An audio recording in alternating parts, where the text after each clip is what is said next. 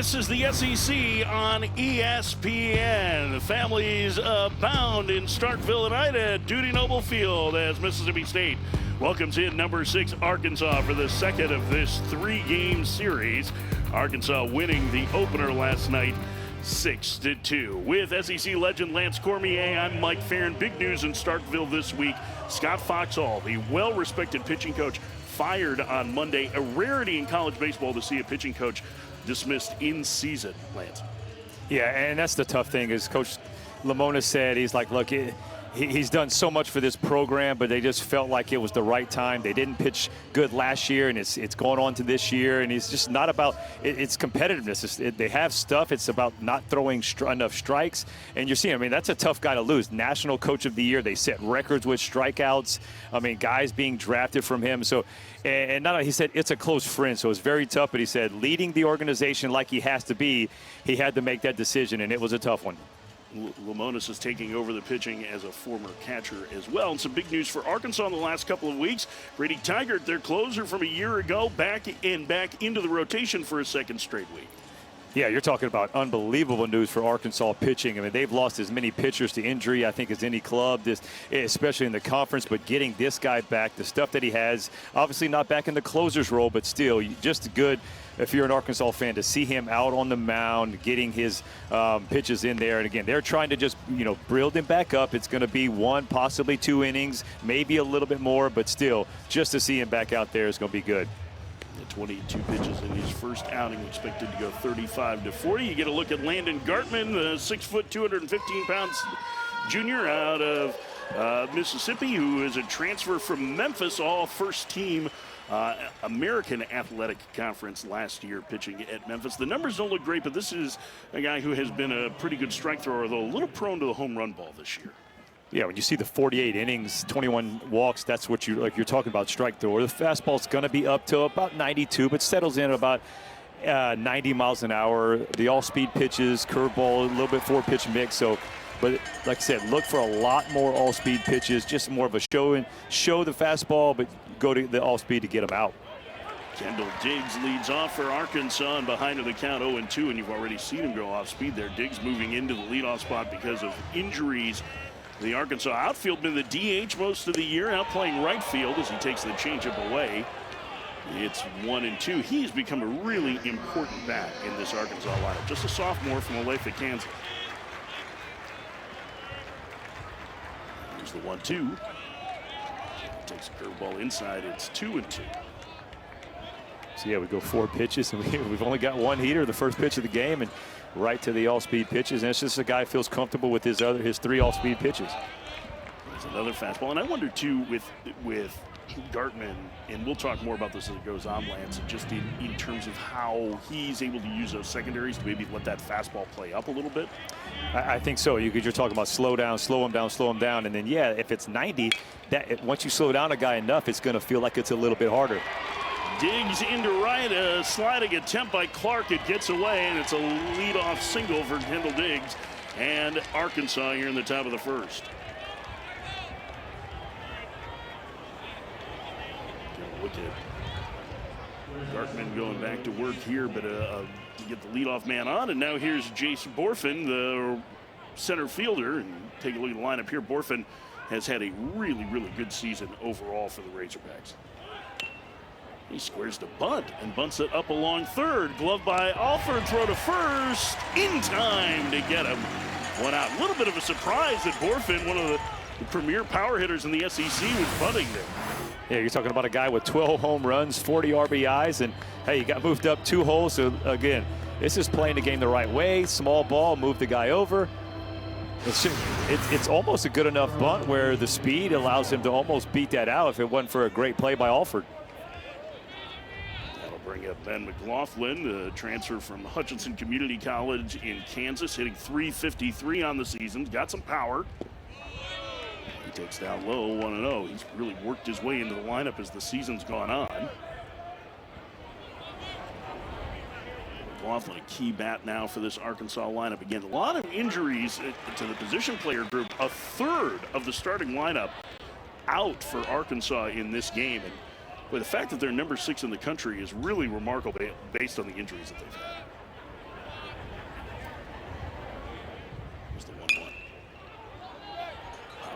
Foul territory, third base side. It'll get out of play. Well, Mike, you're right about just the injuries and just not only the lineup, the pitching staff. We'll talk more, obviously, as the game goes on about that. But that just, to me, shows you how good of a coaching job DVH, Dave Van Horn, has done this year with the stuff that he's had to deal with. And he made no excuses in our call that everybody's doing, dealing with the same things. Laughlin to right. There's Clark, settled under it, makes the catch, digs tags from second, and heads to third, will make it standing. 2 outs and a man at third for Arkansas here in the first. And one of the guys who has been a stalwart, who has been in their lineup, is Brady Slavens, who hits now. The go-ahead 2-run homer yesterday for their first baseman. And I think having a senior like Slavens, who had a chance to sign as an undrafted free agent last year, back, one of the few returning starters on this Arkansas lineup, probably has helped with that stability. As he takes an off-speed pitch for a strike. Just with dealing with so much change and so many guys in and out of the lineup over the course of the last 2 months.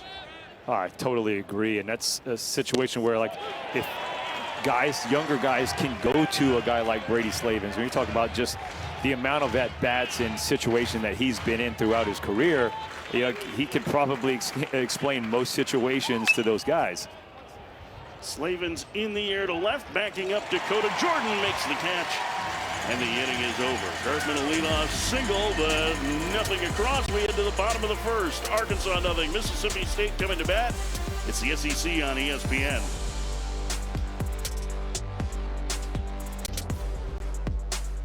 When the world lost its mind, Florida was a citadel of freedom for our fellow Americans. We, the people, are not destined for failure. I don't care what corporate media outlets say. I don't care what Hollywood says. I don't care what big corporations say. Decline is a choice, and freedom is worth fighting for. We will stand firm in the faith. We will be courageous. Here I stand. I'm not backing down. Never Back Down Inc. is responsible for the content of this advertising. The standards have been set. We're here to win.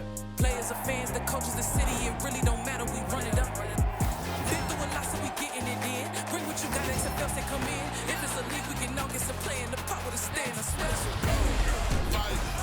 that's the catch of the season with what's at stake. He's in! Book another trip to San Antonio. The XFL Championship Game, Saturday at 8 on ABC. The bottom of the first, and you get a look at the sophomore Brady Tygart making just his second start in a Razorbacks uniform. Missed 58 games because of a UCL injury in his right elbow. It opened the year in the bullpen. But Lance, his stuff is unbelievable, and you understand why Dave Van Horn wants him in the rotation down the stretch for this Arkansas team. Well, no question. Anytime you can bring a guy that fastball can run up to 96, and maybe even harder than that, but just elite breaking balls. He's got one that's a little side to side, but he's also got more of the 12-6. I mean, he can spin the ball as good as anybody. And watch out, hitters. He's developing a changeup. That's what they've been working on. So don't know if we'll see it because it's, one time through the lineup. But if he gets, starts to spread out a little bit in his innings and he has to go multiple times, you start seeing that. And if he develops a changeup, it'll be fun to watch. He is expected to go about 35 to 40 pitches today. He threw 20 in his first outing, and the idea being if they can keep ramping him up, he can be a part of their postseason rotation. You get a look at the Bulldogs lineup, and Colton Ledbetter we're going to talk a lot about tonight because he is starting to generate some first-round buzz. Yeah, this is a lineup that's sneaky good. It's I know Mississippi State for the most part has struggled this year, but it's not because of the lineup. They can swing the bat up and down. It's been most of the pitching staff, and especially the walk woes coming into play. But man, this lineup is good. Freshman David Mershon's moved into the leadoff spot as the starting shortstop now. The switch hitter takes a fastball strike at 93. And the scoreless bottom of the first. It'll be Mershon, Ledbetter, and Hines. Freshman from South Carolina waits. And the 0-1. So for a strike, it's 0-2. Well, there you go. He talked about the changeup. You can see it in his glove. He had the circle grip and goes there 85 changeup for a strike, just showing the first guy, this is what I got. The 0-2 just off the plate. 1-2. Mershon took over the starting shortstop role from Lane Forsythe, the longtime starter who has struggled defensively this year. Mershon, because of the glove, getting the opportunity to play regularly here down the stretch. This is high. It's 2-2. 3 freshmen in this lineup for Mississippi State, and all guys that you feel like belong there too. Lance Mershon, Dakota Jordan, who's known for his power, and Bryce Chance, who I just love. Oh, he plays the game so hard. 2-2. Inside, and the count runs full to Mershon, the leadoff hitter. You saw the batting average from Mershon. It was in the 270s, but his on-base percentage over 400. And that's one of the real catalysts for this Mississippi State offense. They will draw walks. By the way, they drew 8 of them last night, managed just 2 hits in the opening game loss, but they are going to create traffic. And I think that's the thing that, you know, despite the fact they're 6-16 now in conference, man, facing them is not easy because they can really grind you down. It's also a team, like, just moving Mershon up here. He's got 7 bags, and you got Ledbetter 16. You got Larry at the bottom with 7. It's a team that will run. So great at bat right here, getting that leadoff walk. And you see Tiger shows all 3 pitches. He shows the fastball, he shows a couple change-ups and a couple different breaking balls. So it's obviously a positive at bat getting on base, but seeing all of the pitches that he has, and this just shows you how good they are. I mean, you talk about 264 walks this season, top 20 in the country coming into this weekend. And man, and the fact that a team can run, that's what you talk about creates havoc for a pitcher. One here is their best hitter, Colton Ledbetter. He had both of their hits last night. The 6-2 loss to Arkansas. Transfer from Samford. Center fielder takes a strike. It's 0-1. Power, speed, and great contact ability. And we'll get into that a little deeper as this game goes on and talking about Ledbetter for the draft. But boy, he has really been an impressive player for Mississippi State this year. Pitch. Takes another strike. It's 0-2. Well, right there, that's a hitter looking for something else, because that's a fastball right down Broadway. Probably not going to get away with many of those. Tiger set. And the 0-2. Tap to short, could be 2. To second for 1. Bolton's throw to first in time. And a 6-3 double play, 2 outs. That's a good answer back by Brady Tiger. Just trusting the stuff, challenging, once you get ahead in the count, doing the 0-2 to 4 pitch walk after that, not what you want to do. So goes 0-2, gets that ground ball. Defense turns him a double play. Bolton, the transfer from Austin Peay, played excellent defense this year. And here's Hunter Hines, the power hitting sophomore, first baseman. He takes a changeup off the plate, 1-0. Hines, 21 home runs on the season. That's the 7th most for a single season in Mississippi State history. Power and patience, and he skies one to center. Going back on it, Borfin on the track, settles under it and makes the catch, and the inning is over. A leadoff walk. The Tiger faces the minimum. We head to the second. No score. Arkansas, Mississippi State. Lily, welcome to our 3rd Barkery. Oh, I can tell business is going through the roof.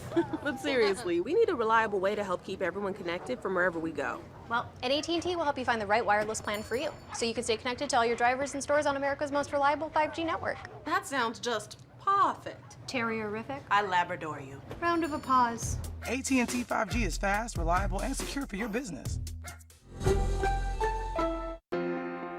New Sustain Complete Preservative Free. Just 1 drop gives you 8 hours relief from dry eye. So you can make every look count.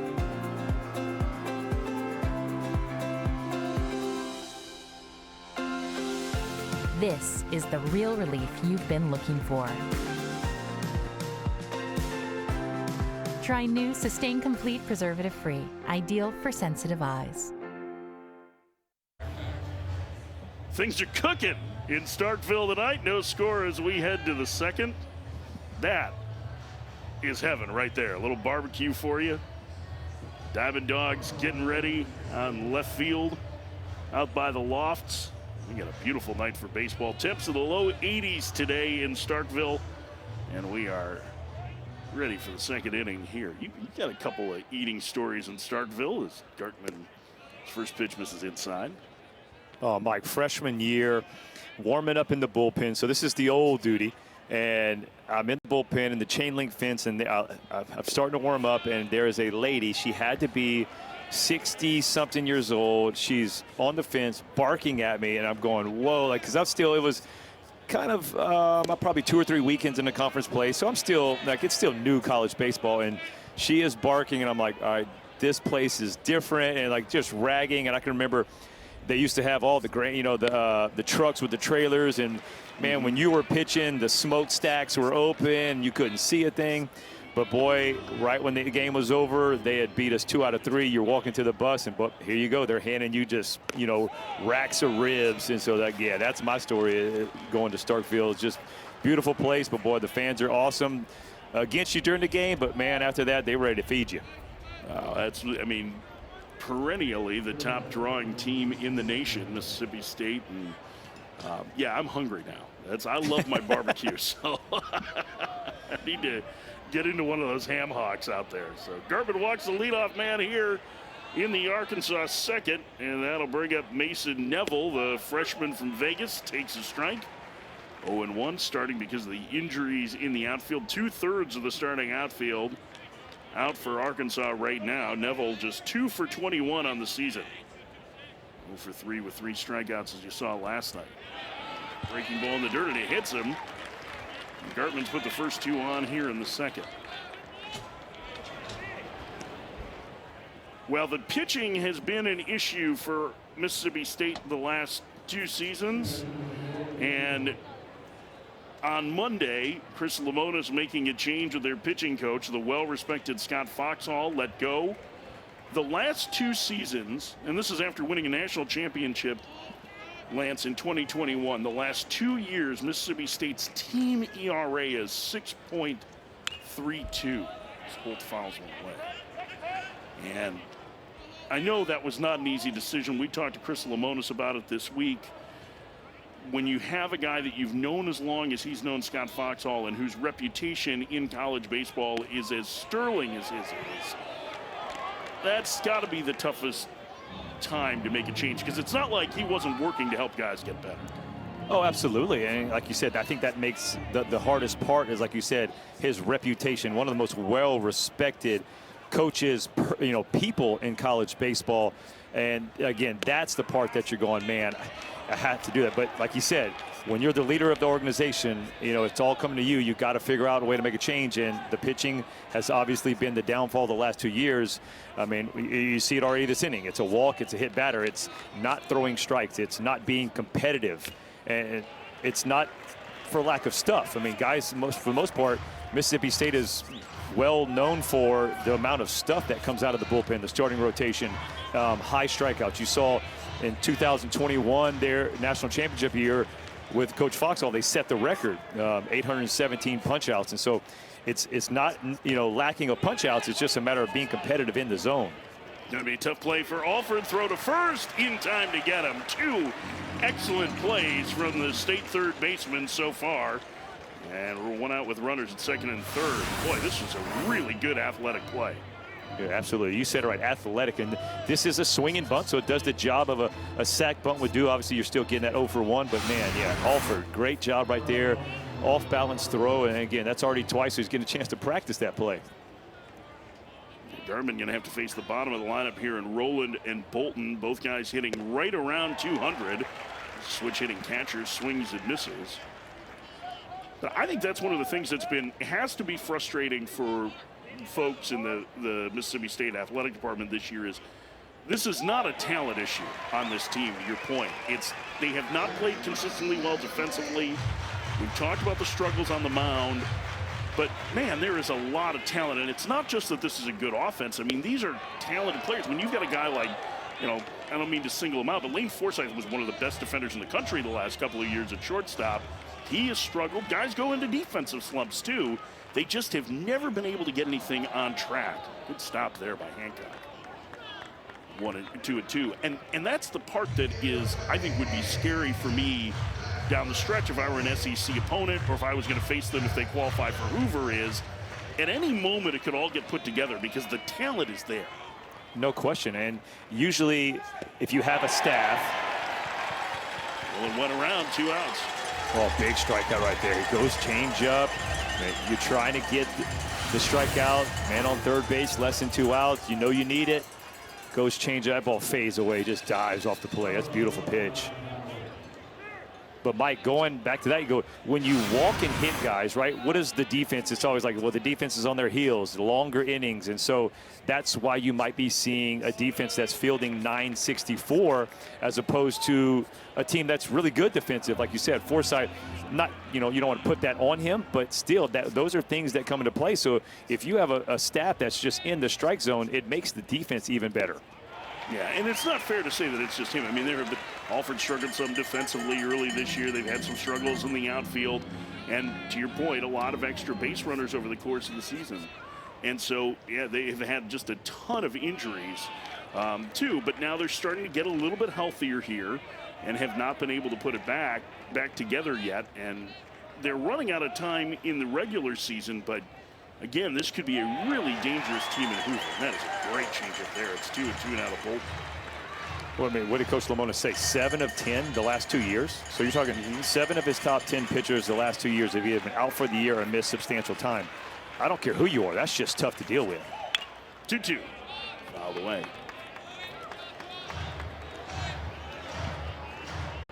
And Lamona's wanting them to be more aggressive, wanted to kind of take over that last night with 4 walks, but not enough cashed-in opportunities on the offensive side. That one missed, and the count's now full to Bolton, the number 9 hitter. He is selective. We're scoreless here in the second. The 3-2. Breaking ball just missed, and the bases are now loaded.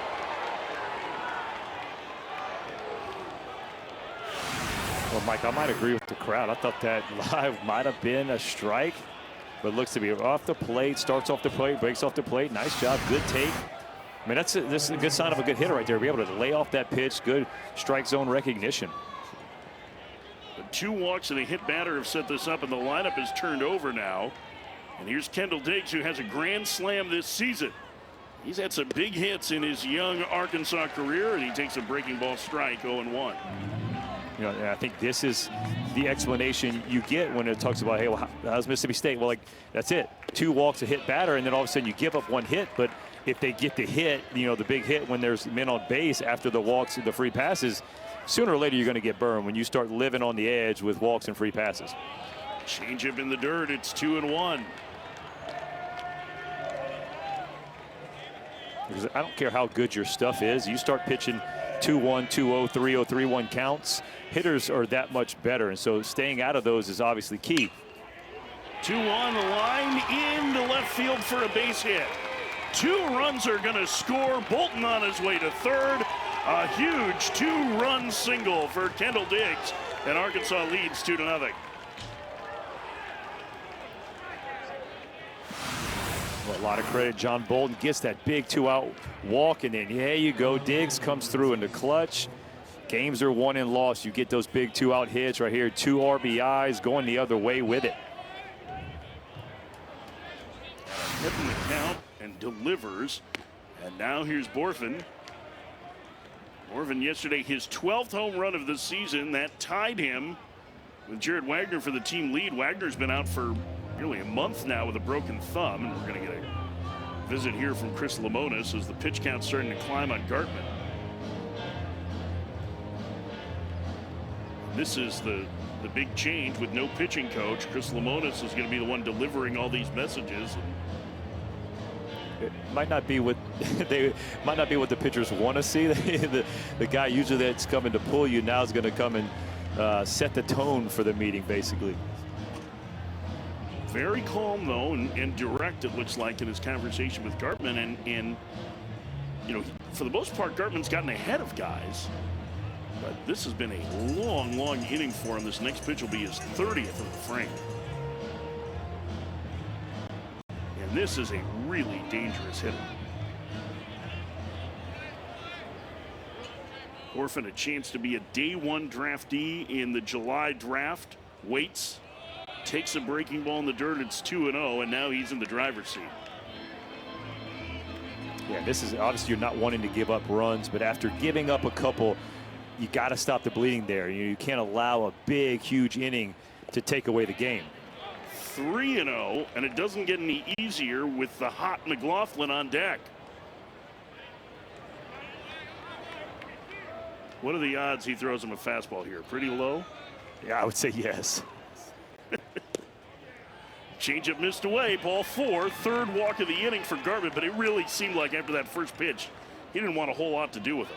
You're exactly right, especially somebody's going to throw you a 2-0 changeup, probably going to go back to it, thinking you're going to be aggressive 3-0, but they have a base open. You don't want to load the bases up, but that still is an open base for a guy that's a really good hitter.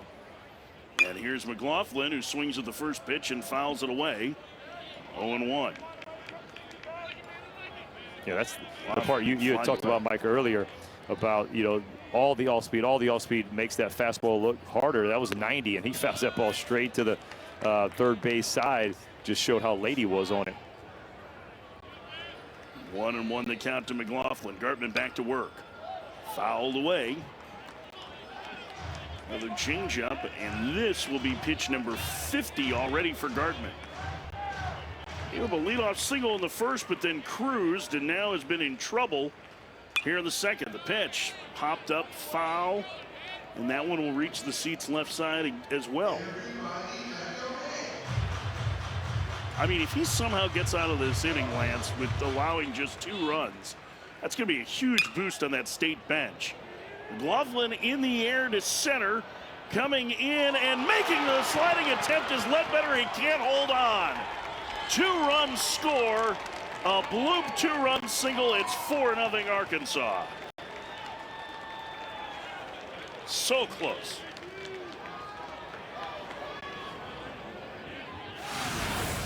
Well, crazy how innings can continue with 2 outs. That ball's up in the air a long time. Mike, I guess Colton Ledbetter didn't get a good read on it because I thought it was up in the air long enough to make an easy out. And gotta love the hustle right there. Both guys scoring. Arkansas, big inning right here, 4-0. First pitch to Slavens is fouled away. 0-1. Yeah, it was in the air for a long time, and Ledbetter was fairly deep. He had a long way to go. See, Gartman has largely been working ahead of guys, and this is outside. It's 1-1, and again, the pitch count climbing. This next pitch will be the 40th of this inning. Mike, I don't know if Ledbetter was basically giving way to Kellum Clark on that one, thinking he was going to get it, and saw that, all right, he's not going to get it, and really had to try to close on it in. Almost made a spectacular catch, but that's tough because you make the pitch. I mean, that's the tough part about a pitcher. You make that pitch after a tough inning, and you're like, finally, I got out of it. Uh-oh. 2-1 changeup misses low. It's 3-1. 3 balls and a strike. Actually, they're going to change the count to 2-2 here. No, it's 3-1. Here we go. Pitch. Outside, ball 4. Slavens walks. 4th walk and a hit batter in this inning, and the 10th man to come to the plate will be Caleb Calley. Chris Lemonis is going to make a pitching change, it appears. Evan Ciari getting loose in the bullpen. And this is going to be it for Gartman after a very long second inning. Kind of a microcosm of Mississippi State's struggles on the mound this season. 4 walks, a hit batter, 4 runs home with Arkansas still batting in the inning. Waiting for them to make the actual call to the pen here. As we wait for Ciari, we are going to have a pitching change. 4-0 Arkansas in the second. You're watching the SEC on ESPN. Lily, welcome to our third Barkery. Oh, I can tell business is going through the woo. But seriously, we need a reliable way to help keep everyone connected from wherever we go. Well, and AT&T will help you find the right wireless plan for you, so you can stay connected to all your drivers and stores on America's most reliable 5G network. That sounds just perfect. Terrierific. I Labrador you. Round of applause. AT&T 5G is fast, reliable, and secure for your business.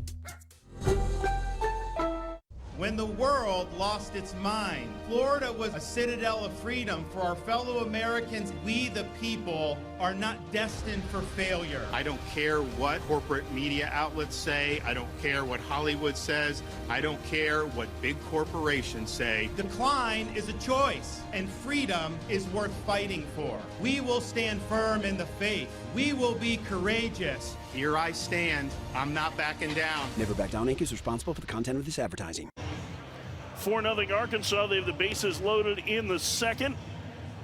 And Evan Ciari is on the mound, coming in to replace Landon Gartman. You got to look at Gartman on the bench. Ciari, really good stuff. The freshman from Columbus, Mississippi, majoring in kinesiology. The numbers haven't been there, but he is one of the better strike throwers in this Mississippi State pen. Lance, before Arkansas continues the inning, let's go back and take a look at that 2-run single off the bat of McLaughlin. We were talking a little bit about Ledbetter's reads. What do you see here? Well, you see he does exactly what you're taught, and it's a big swing, but he goes first step back, but it's almost like he freezes that half second too long, where if he's not frozen, he runs and makes a running catch instead of sliding, and he's there enough time for the sliding catch. It's a catch that he will probably make the next 10 times he does it, but maybe pull the eyes off right at the last second as that ball falls out. Caleb Cali started this inning with a walk. He scored, had 3 hits last night. The well-traveled third baseman whose college career started at Florida State. He's been to Hillsborough Community College, College of Central Florida, before settling in as the third baseman here for the Hogs. Swing and a miss. It's 1-1.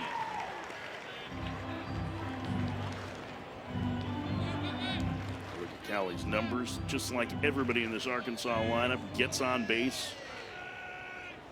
Don't have a ton of guys with huge home run totals, but they have some juice in the lineup.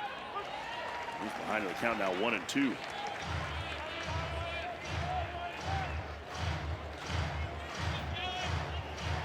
Cali sporting a beautiful wisp of a mustache, too. 1-2. On the ground, foul. You have to have the right face to be able to pull off a stash that looks like that. He's got the right face for it. That's old school, right? Late 80s, early 80s. A lot of college boys. My uncle played for University of Southwestern Louisiana, USL. Now the Raging Cajuns. I remember seeing their team photos, and it's like everybody had a stash, and most of them weren't good looking. Cali in the air to right. Clark racing over near the corner. And that one will fall foul. It's a foul ball, and the runners will have to retreat. Again, everybody's sporting a mustache now. Even Paul Skeens broke out a mustache last night for LSU. I don't know if you saw that, but it was a full-blown stash. What I That's did the way notice things are going. I did notice the 15 punch-outs he had, though. So whatever he wants to sport, if he keeps striking out 15 and being the most dominant pitcher in the country, he can do whatever he wants. That was a hot-hitting Auburn team last night, too, right? 7 1/3 innings for Skeens. Here's the 1-2. Fouled away again off to the right. Your bat continues. This next will be the 7th pitch of the at-bat. Oh, he's really battling here. 4-0 Arkansas in the second. The 1-2. Ripped foul. All right, Lance, when you're in a long at bat like this, throwing a bunch of off-speed pitches that have been fought off, tried to use your fastball, what are you thinking in this spot? It's what feels best. I mean, his hitter's showing he's fouling off every pitch you throw at it. You still got to pitch to your strength, and I like that pitch right there. Tie his hands up. Racing out the shortstop. Mershon makes the catch in front of Ledbetter. Excellent defensive play by the shortstop. And the inning is over. Arkansas scores 4 times. They send 10 to the plate. They lead 4-0 to the bottom of the second.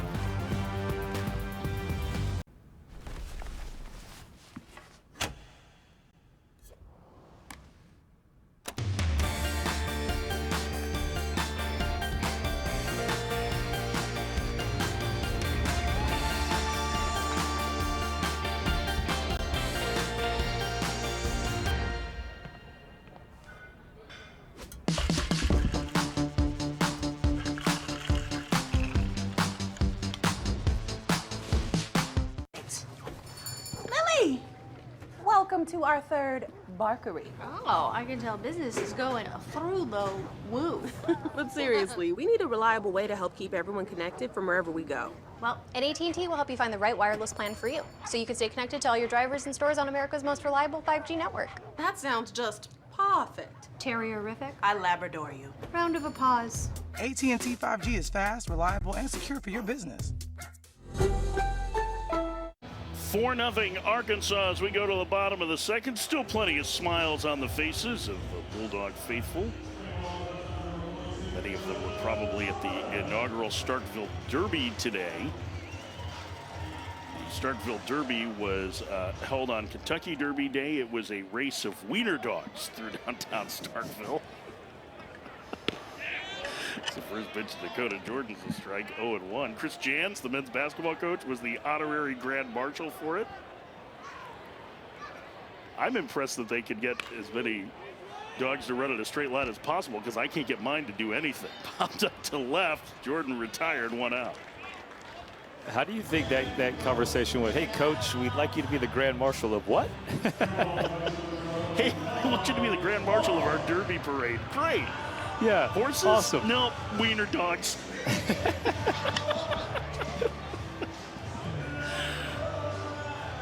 at Nibble there, 4-0 Arkansas.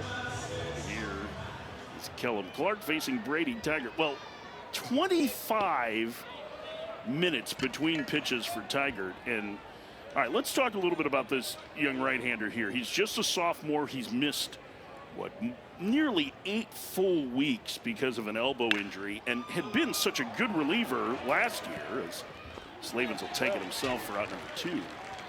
Start of the year in the bullpen here, but they really feel like he has a chance to be a weekend starter. And I guess we'll take it through. Like, first, let's start it from an approach standpoint as a pitcher.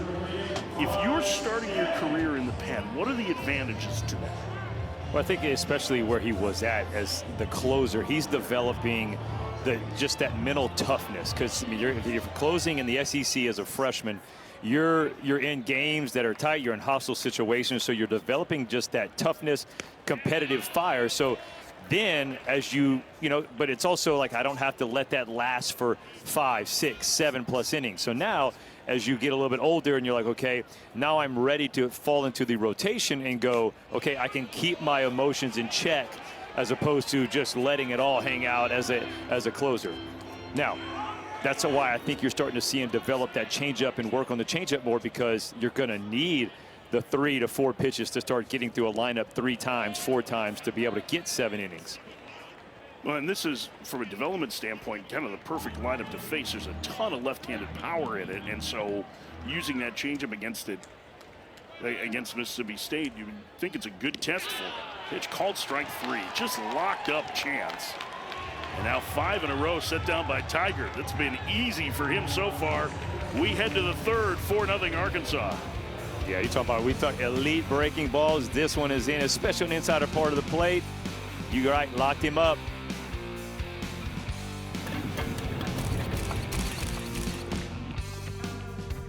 When the world lost its mind, Florida was a citadel of freedom for our fellow Americans. We, the people, are not destined for failure. I don't care what corporate media outlets say. I don't care what Hollywood says. I don't care what big corporations say. Decline is a choice, and freedom is worth fighting for. We will stand firm in the faith. We will be courageous. Here I stand. I'm not backing down. Never Back Down Inc. is responsible for the content of this advertising.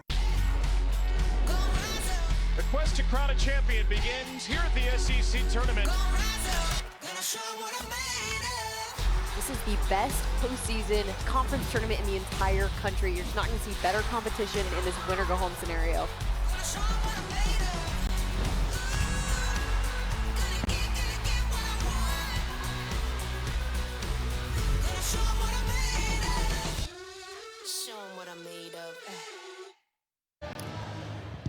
Third inning. Cheer squad trying to get things going for the Bulldogs in Stark Vegas today. They trail Arkansas 4-0. Evan Ciari's first pitch here of the third inning is a strike.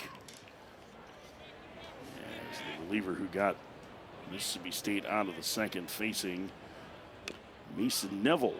was hit by a pitch and scored in that 4-run inning for Arkansas. It'll be Neville, Holt, and Rowland.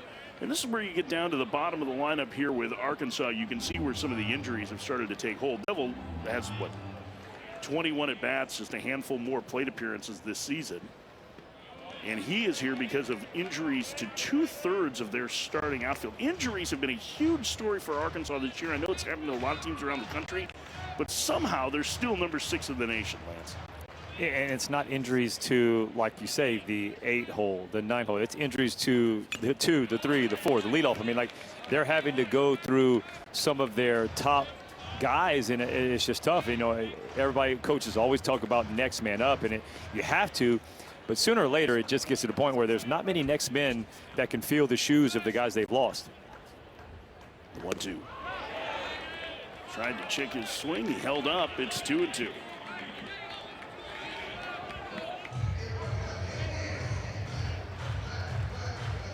Yeah, I mean, you look at plate appearances or at bats this late into the season, and you got Neville at 21, Holt at 30. It's like that's in McLaughlin at 51. That's not what you're used to seeing in an Arkansas lineup. And really, of those 3 guys, I mean, Holt has done a good job of getting on base. He's hit for a little bit of pop. He's in the on-deck circle right now. But McLaughlin's been the guy that has swung the bat the best.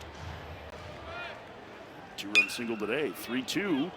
In the air to left. Jordan going back. He's to the fence. Leaps. It's off the wall and bouncing away. Neville around second. He'll hit the brakes. It's a leadoff double for the freshman left fielder. Just his 3rd hit of the season.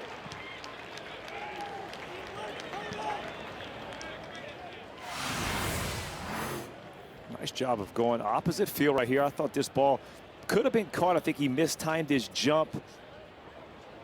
Right there, Neville, first extra base hit for the freshman. Again, he had something positive in his last at bat, took the hit by pitch, and then goes the opposite way. And decides to give the defense there as Peyton Holt stands in. Now, Holt is starting because Stovall is out of the lineup. Peyton Stovall was a huge recruit a year ago, big part of the team that went to Omaha last season. He's been dealing with shoulder tendonitis and is not on the travel roster this weekend. Holt grounded to third his first trip.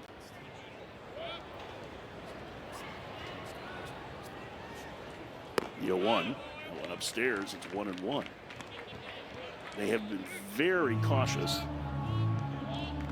with trying to get guys right here. And the thing that's maybe a little bit different for Arkansas from a number of teams is that, at least from the position player standpoint, they're going to start getting guys back here over the course of the next couple weeks. That one in the air to right center, and it'll get down for a base hit. Coming around to score is Neville. RBI single for Peyton Holt. 5-0 Arkansas.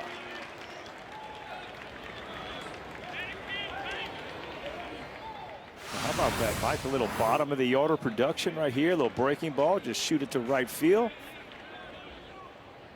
Neville, after that leadoff double, is going to score easy. But like you said, also it's like the guys are going to be getting healthy, right? Well, it's also easier when you're 15-7 in the league already. You know, you're pretty much guaranteeing yourself in the postseason. Yes, they're playing for a top 8 seed to be able to host both, but still, you have the luxury to mix in a couple guys and, hey, we can wait, not push a guy back from injury maybe 1 week too soon, and all of a sudden, like a Josenberger, re-aggravates a hamstring. And so you don't want to do that to guys, or the shoulder tendonitis from Stovall. Those are kind of things that can be nagging and lingering. And so if you can wait that extra week and all of a sudden get a guy truly healthy, it's going to help out the lineup and the team the rest of the year. Roland waits, switch hitting catcher, batting left-handed instead of throw it first. Here's a look at some of the injuries they have. Stovall out this weekend. Jared Wagner, the grad transfer from Creighton, coming back from a broken thumb. He's expected to be back in a couple of weeks. Tavian Josenberger is on the travel roster. He's about 80%, so getting closer. And Dave Van Horn yesterday leaving open the option of using him off the bench to potentially bunt or pinch hit and jog to first. And then you can see the injuries that have been season enders to their pitching staff. Dylan Carter this week having Tommy John surgery, one of their key relievers. Jackson Wiggins coming into the year looked like he was going to be their Friday starter. He had a monster fall and went down to Tommy John surgery just before the season started. And then Cody Frank, another grad transfer who was a really key reliever earlier in the season, tore his lat muscle, his shoulder muscle in his right arm, and he is done for the year as well. So a lot of injuries that Arkansas has had to overcome, but right now a third of their lineup out. Outside ball 4, and it is a walk to the number 8 hitter, Rowland. And here comes John Bolton. Still nobody out here in the third.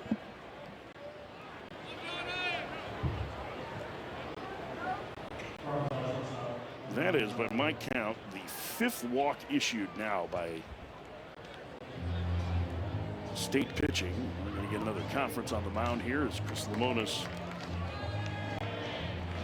walking very slowly out there. This is, I'm sure, frustrating for everybody involved, and Lemonis has his entire infield together and delivering a little bit of a message here, and I think we're going to have a pitching change as well. New pitcher coming in for Mississippi State. We'll tell you about him in a moment. Arkansas threatening a run home, 2 on, nobody out, top of the third. 5-0 Hogs. It's the SEC on ESPN. Colby Holcomb is the new pitcher for Mississippi State. A sophomore from Florence, Alabama. Big right-hander. Really talented arm, and he is coming in a huge spot. This is, in a lot of respects, the game here in this inning, Lance. They're already down 5-0. You know State has a great offense.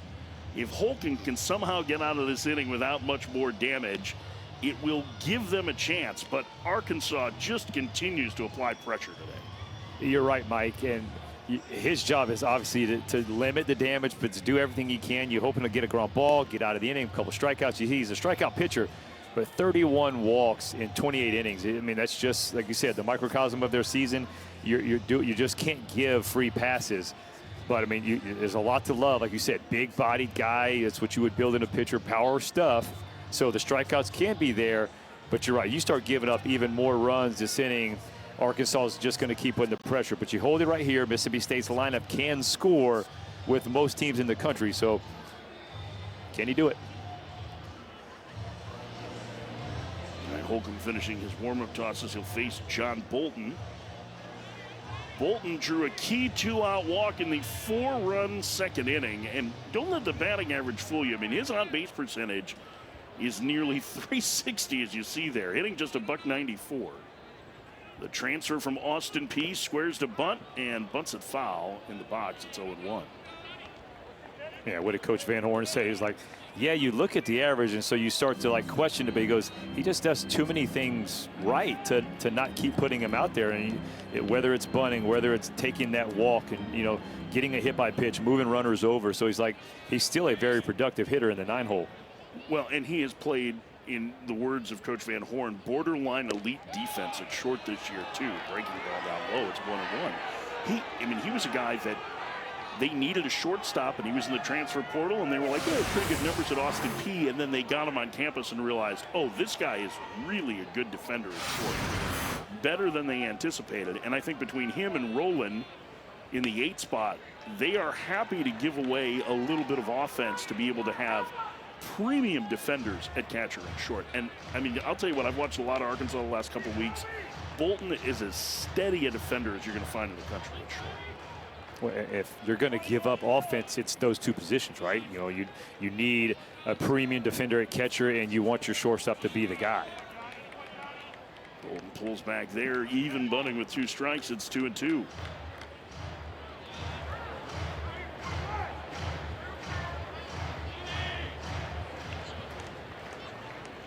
Waits. Holcomb set, and the pitch. Squares to bunt again and bunts that one up along first. Gloved by Hines. Throw to first just in time to get him. A sacrifice puts runners at second and third and turns the lineup over. Oh, that was close at first.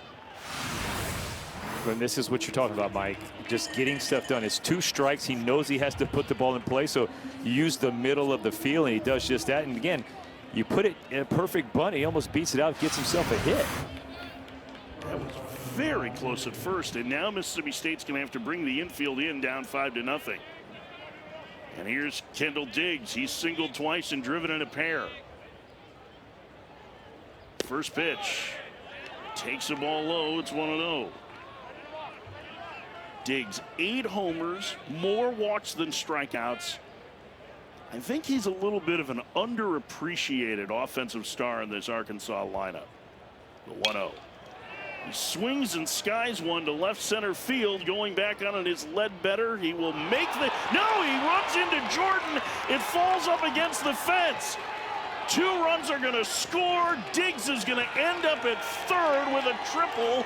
It's 7-0 Arkansas. You have got to be kidding me.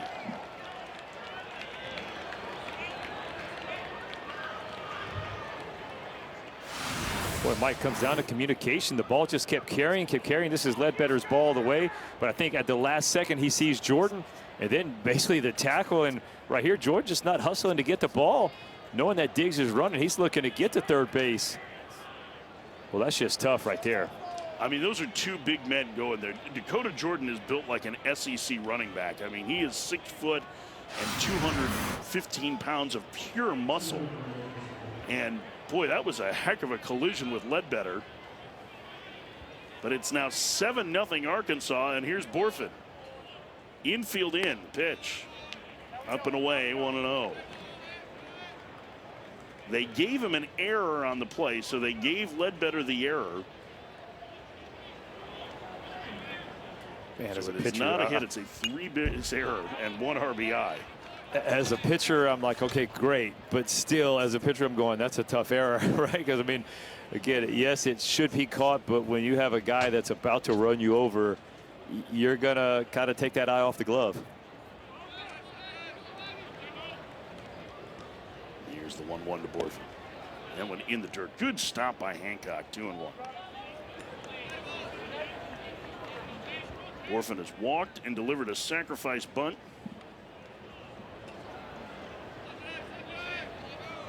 Fulton set. And the 2-1. Swinging a fly ball. Shallow left. Jordan coming in. He'll make the catch. Diggs, tags, and bluffs. And that is the second out.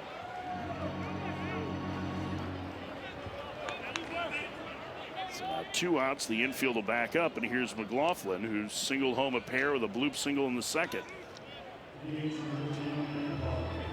I mean, there hasn't really been a ball that's been crushed so far. Maybe that ball from Diggs to the fence was the hardest hit, or the double from Neville, but nothing that really stands out to this point, Lance, that has been absolutely blistered by this Arkansas offense. There's a strike. It's 0-1. No, it comes down to 5 walks and a hit batsman in less than 3 innings so far.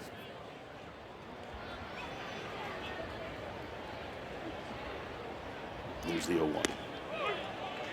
High strike. It's 0-2. Right off that high strike, he can go that fastball just above that same slider and probably get a chase, because you're going to get a guy being aggressive right here. Pitch.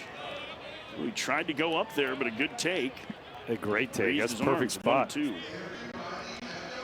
Where do you go now? He's probably, I mean, you're thinking that, you always think go up and then change the eye level, go back down. It's a slider back foot. He is going down. He hangs it. It's fouled back. And that's the part, is it comes to command. It's not just about throwing strikes in. I think that's what Lim was talking about. He's like, you're giving up hits 2-1, 3-0, and 3-1 because they're throwing strikes then, but it's not good strikes. So right there, you're ahead and count 1-2, but you hang a slider instead of putting it down in the dirt. Let a guy get comfortable on the plate, see more of your pitches. That'll get out of play. But if you have the command and you truly throw the ball where you want to, and again, that's not necessarily throwing strike with every pitch, but it's having that purpose and being able to make the pitch where, at least in the location where the hitter has to go, okay, that's a quality pitch I have to, either take or swing. They really have to make that decision. Right, so now he made the mistake with the breaking ball up, fastball up as he go back down. He hung another one, and that one floated to short and caught by Mershon, and the inning is over. 3 more runs for Arkansas, though, through 2.5. It's all Hogs, 7-0. Arkansas leads Mississippi State. This is the SEC on ESPN, and welcome to those of you who have been watching the men's volleyball tournament on ESPN2 with Lance Cormier. I'm Mike Farron, and you have missed an offensive explosion from Arkansas, the number 6 team in the nation, already up 7-0 as we go to the bottom of the third. One of the big stories for Mississippi State this year, Lance, has been the lack of an ability to throw consistent strikes. It helped to cost their pitching coach, Scott Foxhall, his job earlier this week, and that's been a big part of the story so far in this game. Yeah, we've already seen 5 walks, another hit batter, and a lot of times behind an account. You're seeing Coach Lemonis right here just truly, challenging the team. And for the most part, it's not necessarily the team. It's challenging the pitchers to throw strikes, but also the defense is let down. But that's usually what happens when you have pitchers nibbling and walking guys. You're going to have defensive miscues. And he's right now in Dakota Jordan just trying to figure out what's going on. He was going hard for the ball the last inning. It'll end up being an error on Ledbetter, but I think he's really letting him know, like, hey, you weren't really hustling after the ball after you missed it. Yeah, a couple of plays at the fence. Jordan misjudging one, the collision with Ledbetter that led to a couple of runs, a late break from Ledbetter on a bloop single. That's helped to contribute here as it's all Arkansas, and the new pitcher for the Razorbacks is the right-hander Will McIntyre. We thought he would be coming in behind Brady Tigert, who looks like he is down in the bullpen finishing up his work. We figured he was going to get about 40 pitches, but 2 long half innings, I think, have taken him out of this game. Very well done for Tigert and very encouraging, I think, for Arkansas going forward. If this is what their rotation is going to look like with Hagen Smith, Brady Tigert, and then Holland pitching tomorrow, which it sounds like he's going to, that is a really formidable rotation heading into the postseason. Oh, you're absolutely right. This is a guy piggybacking Will McIntyre off of Brady Tigert. And I truly believe just what you said, Mike. It's because of the long innings, because Coach Van Horn told us, 35, 40 pitches. He's at 20, and he was rolling. But when you're talking about, we talked 25 minutes between his first and second inning, and then another long inning just like we just had. Yeah, you don't want to risk a guy, so he's out there just nice, easy, finishing the pitch count, because that's where it's about. It's about getting up, sitting down, getting up, sitting down. It's not just total pitches. It's having that body have to take the break and then go back out there and get fired back up. McIntyre had a good outing piggybacking with Tigert against Texas A&M last Saturday. The first pitch strike there, excuse me, I should say last Friday. And worked 5+ innings out of the bullpen. Not overpowering. The fastball might touch a 90 here and there, but change up. And he's got a cutter slider. I'm going to be interested to see how you classify it, Lance, because not that it really matters. It moves into lefties and away from righties. That's what you need to know. So breaking ball that misses low. A lot of times it's can be, if he, when I was taught to cutter, it was, hey, put the, offset the fingers and throw the ball as hard as you can, right? Get your fingers through it, see what happens. And so sometimes you're going to see a ball like that right there, 86 with darting down. It's just the fingers got on top. Sometimes the fingers get on the side of it, and that's the ball that shoots into the lefty. The fingers get on top, and it's going down. Guy takes a strike. Captain catcher for Mississippi State trying to get something going with the team down 7-0 in the third. Here's the payoff. Ball off the glove of McIntyre, stays with it, underhands to first to get the catcher. 1 out.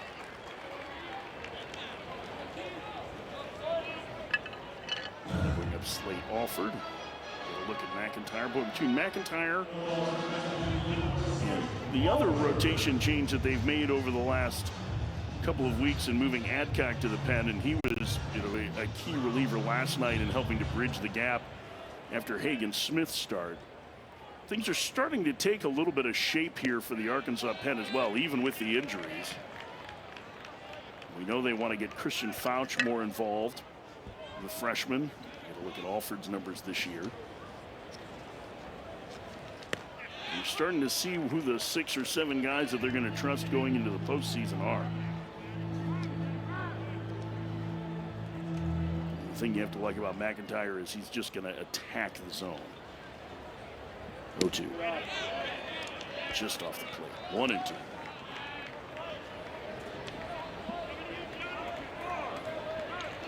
Alford has some power. 7 home runs this season for the sophomore. He's made 2 really good defensive plays tonight, and he's down on strikes. With the second out of the third. Slider or nasty cutter? slider. I think I would call this one the slider. That's too much break to just be called the cutter, because that ball goes from about mid-thigh to right off the shoe tops, and it just disappears like the cutter. It's hard like the cutter, but has slider break. Here's Amani Larry. Larry had been the leadoff man for most of the season for State. High on base percentage guy from Bossier City, Louisiana.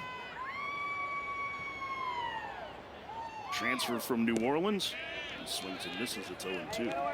Yeah, see, I would say right there, that's more of the cutter. It still has slider break, but if the fastball is at 89, 90, like you said, maybe touching a little bit, that's at 85, and it's got great break at 85.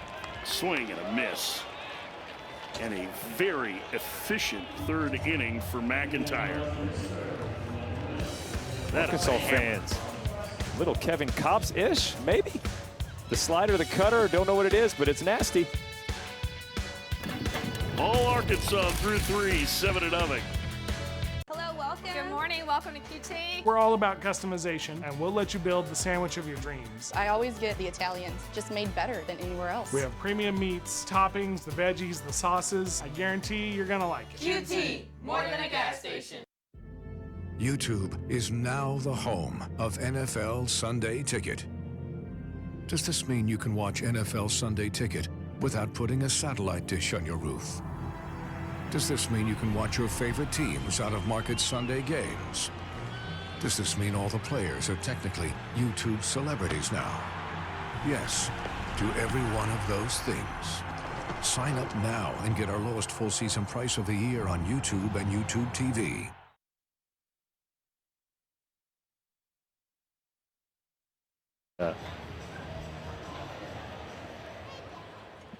Arkansas with a 7-0 lead in Starkville over Mississippi State, the number 6 team in the nation. At the heart of their order due here against Holcomb. At the 3 outs in the third inning, coming in relief of Evan Ciari. Brady Slavens leading off. Takes outside, it's 1-1. Slavens had a big 2-run homer yesterday to give Arkansas the lead in an eventual 6-2 win. Just his 6th home run of the season. Last year he had 16, he had 14 the year before. There is big pull power in Slavens' pitch. Fouled away. And that's for the Arkansas fans, that's what you think could come. I mean, because you're talking about a guy that, like you just said, 14, 16, we're going, all right, those weren't flukes. So with only 6, he's a guy that last 3 weeks of the season, and you got a little conference tournament, some regional, super regional possibly, he all of a sudden catches fire. He could easily hit 5, 7 home runs in that time frame and get back to those numbers. And if he does that, well, that's a huge boost to the offense. 3-2. Away. Boy, these Arkansas hitters are just working at bats tonight. A lot of foul balls, a lot of deep counts. It's a big reason why they're up 7-0. Here's the 3-2 again. Foul away again. That one behind the plate. Hancock can't find it right away. Holcomb runs after it, but I think it gets out of play. Holcomb made it look like that ball was right around the home plate circle, and it was further away than that, but I don't think Hancock ever saw it. Yeah, you can see he tried to point, because that's what you got to do as a pitcher. The ball goes up, and if your catcher doesn't see it, you point and let him know. But it's almost like Hancock was like, bro, I've been here so many times, that ball's out of play. Pop-up foul and out of play again. Slavens continuing to make Holcomb work here.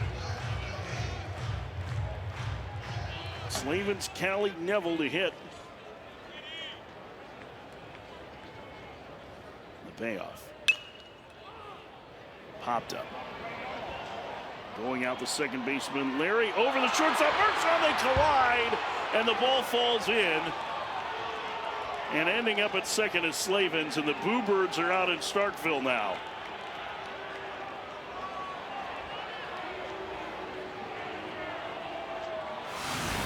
Boy, Mike, I don't know what's going on. This is not, I haven't seen something like this. I mean, defense, I mean, this is Larry's ball the whole way. Marchand comes from the shortstop position. Should be Kellum Clark calling him off coming in. Man, we saw Coach Lemonis just lighten into his team, and we felt like that was the position players. Like, you got to pick something up. And first batter of the inning, they make another miscue. It's going to go as an error on Amani Larry. That is a painful error as Colley sends that one to center. Ledbetter back, makes the catch, tagging and heading to third as Slavens as the throw comes into Mershon. Now a runner at third. Boy, we spent a lot of time talking about the pitching miscues, but the defense has been an issue for State this year. And I don't know, that feel a little bit just like an overzealous freshman trying to make a play, do something to pick up his teammates a little bit. Yeah, that's one of those, like, I'm gonna, I'm out here to be a defensive guy. I'm gonna take control, and realizes, oh man, the guy was camped under it, and that's a tough error for Larry. I mean, you got a guy taking you out as you're about to catch the ball. It's crazy how that's happened twice so far. Once in the outfield with Ledbetter and Dakota Jordan, and then right there. Quick notation here.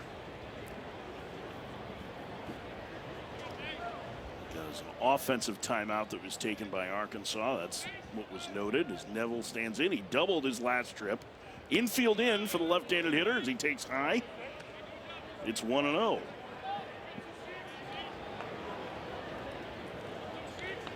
Look at Amani Larry. The veteran second baseman. 1-0. Off the plate, it's 2-0. Neville in a good hitter's count again. His double, just his third hit of the season.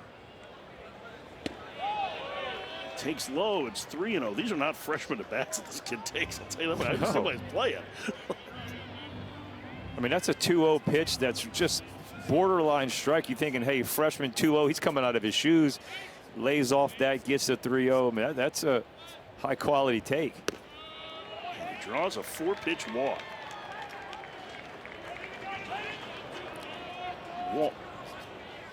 Walk number 6 issued today by Mississippi State pitching. They also have a hit batter. 2 errors now, 1 in center field, 1 at second base. And this will bring up Peyton Holt, who singled home a run in the third. The infield's going to play back at double play depth. Holt, a little bit of pop as a throw over to first, and the runner's back. This is a key hitter here because afterwards you have Rowland, who is hitting just around 200. Swing and a miss. Good fastball. It's 0-1. Holt probably the best of the remaining hitters in the Arkansas lineup here down at the bottom. So if you can find a way to get him, there might be a path to getting out of this for Holcomb. That said, the bottom of the order has done some damage for Arkansas today, too. Basically, what I'm saying is I don't know what I'm talking about, Lance. Could go either way. On the ground to third, and under the glove of Alford into left field, a base hit. Run scores, it's 8-0 Arkansas.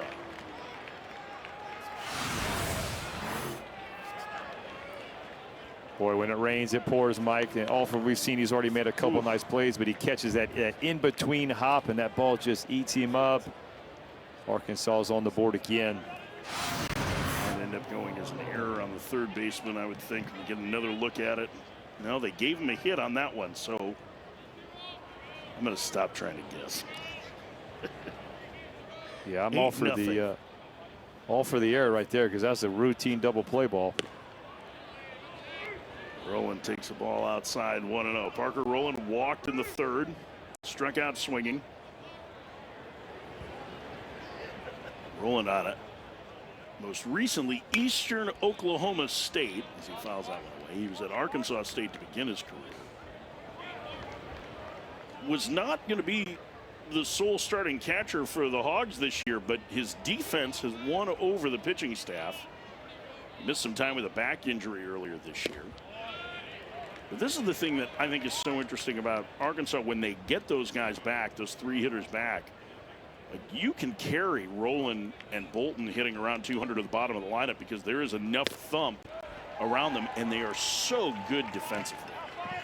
Absolutely, and especially like we talked about, the way Bolton does so many positive things that can affect the game as well. When you have guys that are going to come back, they're going to be on base, so you can move runners and do those types of things.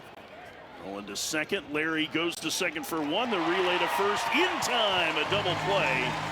And the inning is over. 4-6-3. But Arkansas adds another run. We go to the bottom of the fourth. We'll talk to Dave Van Horn, the Hogs head coach. They lead 8-0. This is the SEC on ESPN.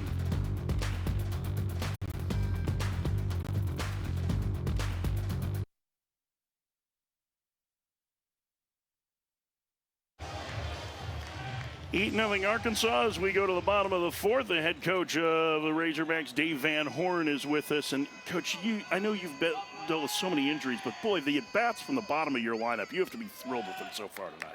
Yeah, tonight they've done a great job. You know, they're fighting a little bit and, you know, getting behind the count a little bit and then fighting, getting a bunt down, sack flies, ground balls, and we're just chipping in runs. And they've chipped in by, you know, making some mistakes, but we put the bat on the ball.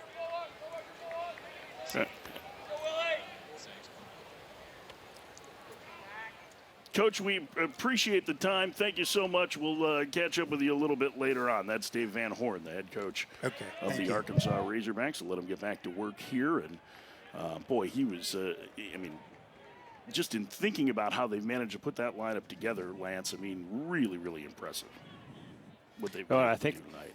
You've mentioned, you know, the obviously the quality of bats, but the foul ball after foul ball, and that can absolutely frustrate a pitcher, especially guys that or the strikeout type guys, because they feel like they're a little less than. If this guy keeps fouling all pitches, I got to make a better one. I got to make a better one. And then you try to make that perfect pitch.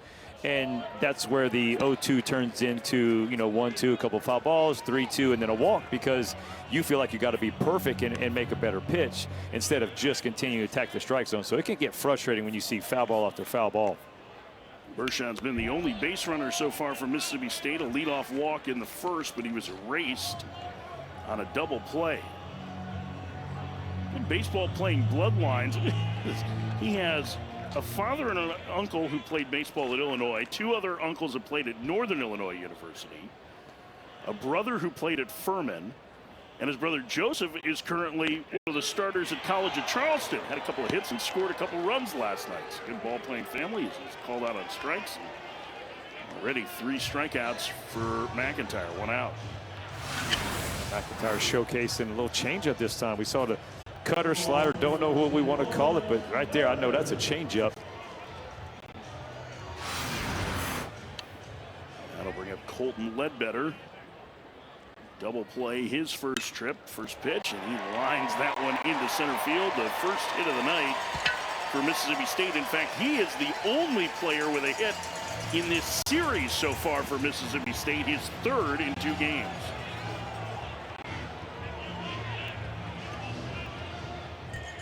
That ball was roasted.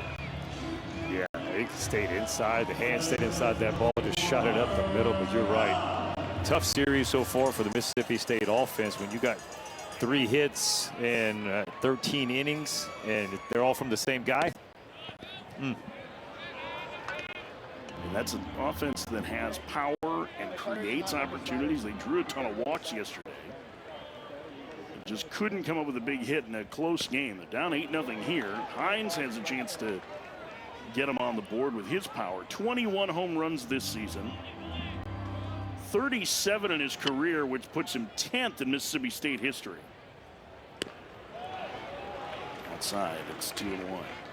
You know, Mike, this seems like an at-bat that he has to come up big. I'm not saying a home run, but he's got to have some production right here, because if all of a sudden McIntyre rolls through 1, 2, 3, and 4 of the lineup without doing any kind of damage, you know, that almost puts a lot of more pressure on the Mississippi State lineup. So they just truly need to have an answer back this inning. 3-1 the count to Hines. This is a dangerous pitch for McIntyre to a powerful hitter. Swing and a miss. Ooh. Off speed 3-1 and counts full. Ready, change up. That's a little confidence there. Here's the payoff. Swing and a miss. He got Hines on strikes. 4 strikeouts already for McIntyre, 2 outs. Well, Mike, this is back-to-back. You go 3-1 is the cutter, and then at 85, and then again right there, you saw when Roland went inside, I knew that's exactly what was coming because he's just going to trust it and just hopefully he swings and the ball's going to break, and that's a beautiful pitch right there. 2 outs for Dakota Jordan. Runner goes. Throw down to second by Roland. Not in time. It's a stolen base for Ledbetter. His 17th of the year.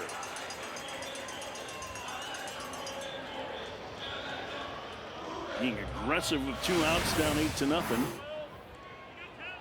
Yeah, really good job. By times you see stolen off the pitcher, and that's exactly what it was because Roland does a nice job and makes a good throw. But Ledbetter, too good of a jump. Breaking ball misses high to Jordan. It's 2-0. Jordan has been famous this year for some long tape measure home runs. Over 480 feet. 2-0. Off the end of the bat. It's 2-1. Yeah, it's just that cutter just dives away. I mean, whether it's a cutter or a slider, it's the same pitch, I think, and he doesn't change the shape too much on it, but man, it is vicious. 2-1.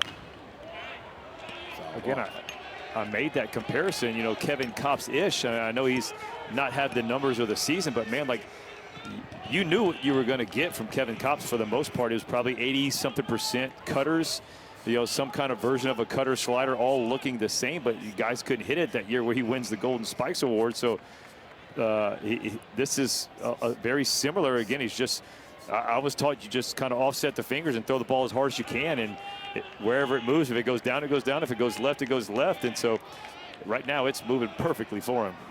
2-2. That one off the end of the bat, into left and right to Neville, makes the catch. The inning is over. State gets their first hit.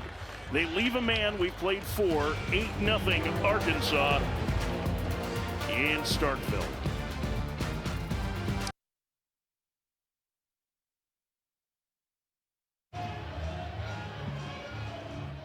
$8-0 Arkansas. Still some happy fans in the stands. It's a good night to bring the kids out to Starkville. To the premier, I think it's fair to say the premier college baseball stadium, right? I mean, when you factor in attendance and the attendance records that they continue to set, I mean, nobody does college baseball quite like Mississippi State. I guarantee you I've got some LSU fans that are angry at me now for saying that, but I'll take it. I'll wear it.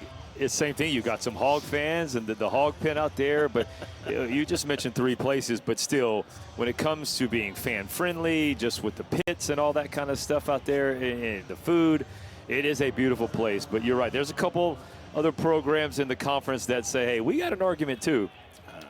Swayze is great. I think all the schools, great. I think they all have the qualities that make them great. And some are a little different here, some are a little different there, but just the atmospheres overall in the SEC is untouchable. Swing and a miss. Bolton behind 0-2. Number 9 hitter in the Arkansas order. They lead 8-0. I think that's the thing that stands out. And, you know, Lance, you played in the SEC a couple years ago. Listen, it was a great conference when you played it.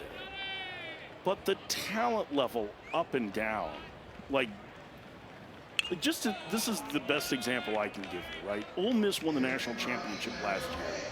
They have 2, no doubt, day 1 and potentially first-round picks. And Jacob Gonzalez is going to go in the top half of the first round. Kempa Olderman will go to the back half of the first round or early in the second as Bolton leads off with a single here. And yet they're in, 13th place in the SEC. Actually, 14th, I think, after losing to Missouri yesterday. Like, That's how deep the talent level. If you were to take that team and put it in any other conference in America, that wouldn't be the case. And it is incredible. This might be the single, and I realize this is going to come across as hyperbolic, this might be the single most talented season we've ever had in the SEC. When you factor in still getting over the COVID seniors, the crazy great freshman class that's in, like, this is the peak of SEC baseball so far. It is incredible on a nightly basis. Well, and I think a lot of that comes from schools spending money where they need to make baseball better. And I think when you talk about, like you said, when I was playing in the SEC, late 90s, 2000s, I mean, you had some good teams. I mean, LSU had won a World Series in 2000. Bama had gone to the College World Series in 96, 97, 99. Auburn was there in 97. Digs in the air to deep right. Clark back near the fence, makes the catch.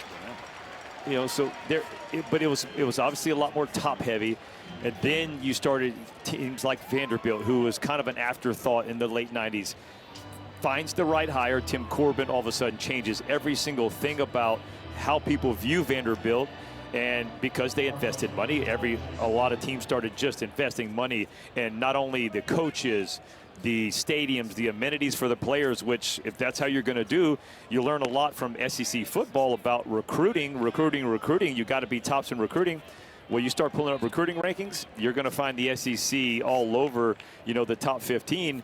And a lot of it's because guys want to go play at a place like Dudy Noble Field or Alex Box Stadium and really experience what that's like. And so once the money started coming, that's when the talent started coming as well.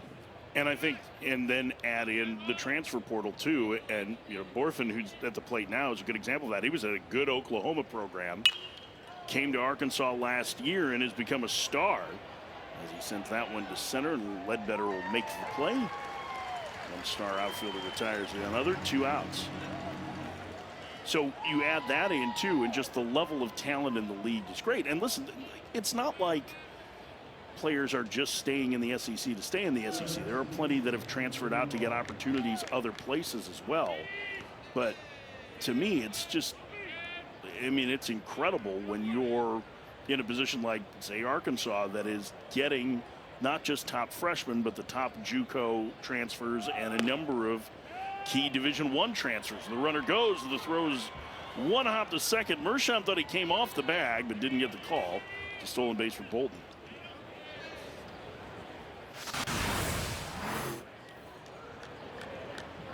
A good jump right here by Bolton again, but Highfield does a great job, and like you said, Mershon does a good job of almost getting that out. He points to it, knows he came off the bag, but Bolton able to put that foot on after he comes off. 1-0 to McLaughlin is in the air to left, going back on it is Jordan, still going back. He's got room, and he'll make the catch on the track. And that is the first scoreless inning for Mississippi State pitching today. We are halfway through this one. Arkansas leading Mississippi State 8-0. You're watching the SEC on ESPN.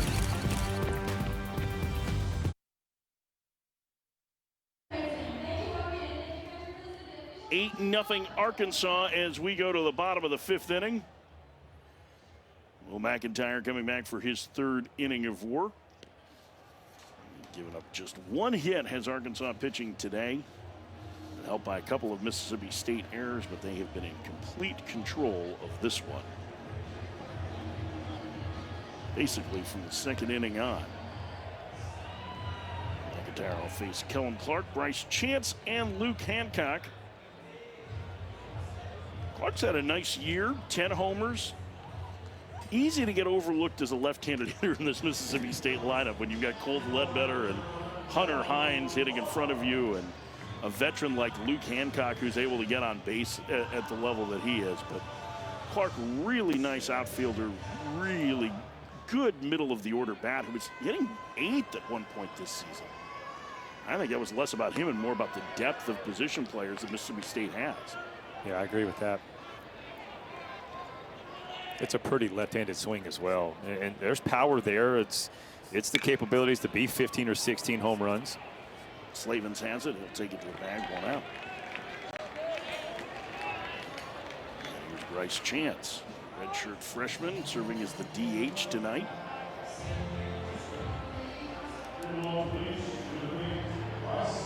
Brady Slavens, the senior first baseman, and here's Chance. So we started talking about this before. I'm a huge Bryce Chance fan because, and when we were talking to Chris Lamonis this week, he was talking about how they just don't make many ball players like him. To me, he's the guy that has a chance to be the Jake Mangum, Tanner Allen in this bunch going forward. And he's not going to let us talk about him because first pitch, 2 outs. He's got to learn. On, kid, take a pitch so I can blow you up a little bit. Get your boys taping the show, man. You got to, take a couple pitch. Where's the foul balls? Long at bats. 2 up, 2 down. A quick 5th so far for McIntyre, and here's Hancock. He bounced back to the mound his first trip. 8-0 Arkansas in the 5th. Inside a ball, it's 1-0. You can see right there, I love that catcher's head nodding because even that's a ball, that's the action that he wanted on that pitch, and that's what you want on that little cutter. There's a curveball for a strike, it's 1-1. Boy, as good as Tigert was with power stuff, McIntyre has just been in control. Rip into right field, a base hit for Hancock. 2-out single puts the Mississippi State captain at first. And here's Slade Alford. The pitch stays up in the zone, and a nice job by Hancock of really laying off that first pitch, would look like a good pitch, and then the breaking ball. So he's at 1-1, but he sees the changeup in the middle part of the zone, and it's up, and that changeup stays up. It's a lot more hittable. Going to get another dog bone on the back of that helmet. He's got a lot of them as the captain. He's played a lot of first base this year. Ross Heifels done a good chunk of the catching for them. He's done a terrific job as a freshman defensively, but Hancock in the lineup today behind the plate. Trying to get offense going. Just 4 hits the last 2 days. That one lined to left. It'll fall in front of Neville. A base hit for Alford, and now a little rally going to the bottom of the order, and here's Amani Larry. You're right, starting to hear some cowbells. The cowbells are quiet, but after a couple knocks, 2 outs. See if you can get that big hit. Now with men in scoring position. Larry just 4 home runs this season, but he has some pull power. High on-base player. He struggled a little bit over the last couple weeks. It's helped to move him down in the lineup, but a very, very good approach. As he takes the ball inside, it's 1-0. His average is dipped under 300, but you see the high on-base percentage and really good speed. The 1-0. Swing and a miss, 1-1. My understanding is that Amani Larry learned everything that he knows about playing baseball from Todd Walker. At least that's what Walker claimed. Because he coached him growing up, and Roger said, I'm kidding. He's actually, Amani Larry's dad's been heavily involved in ball programs there, and Amani's brothers as well, but he is, I think he's a really nice player. I really enjoy his game too. He gets on base, creates traffic. Could use him to reach safely here and turn the lineup over. The pitch. Good take there. They appeal and no swing. It's 2-2.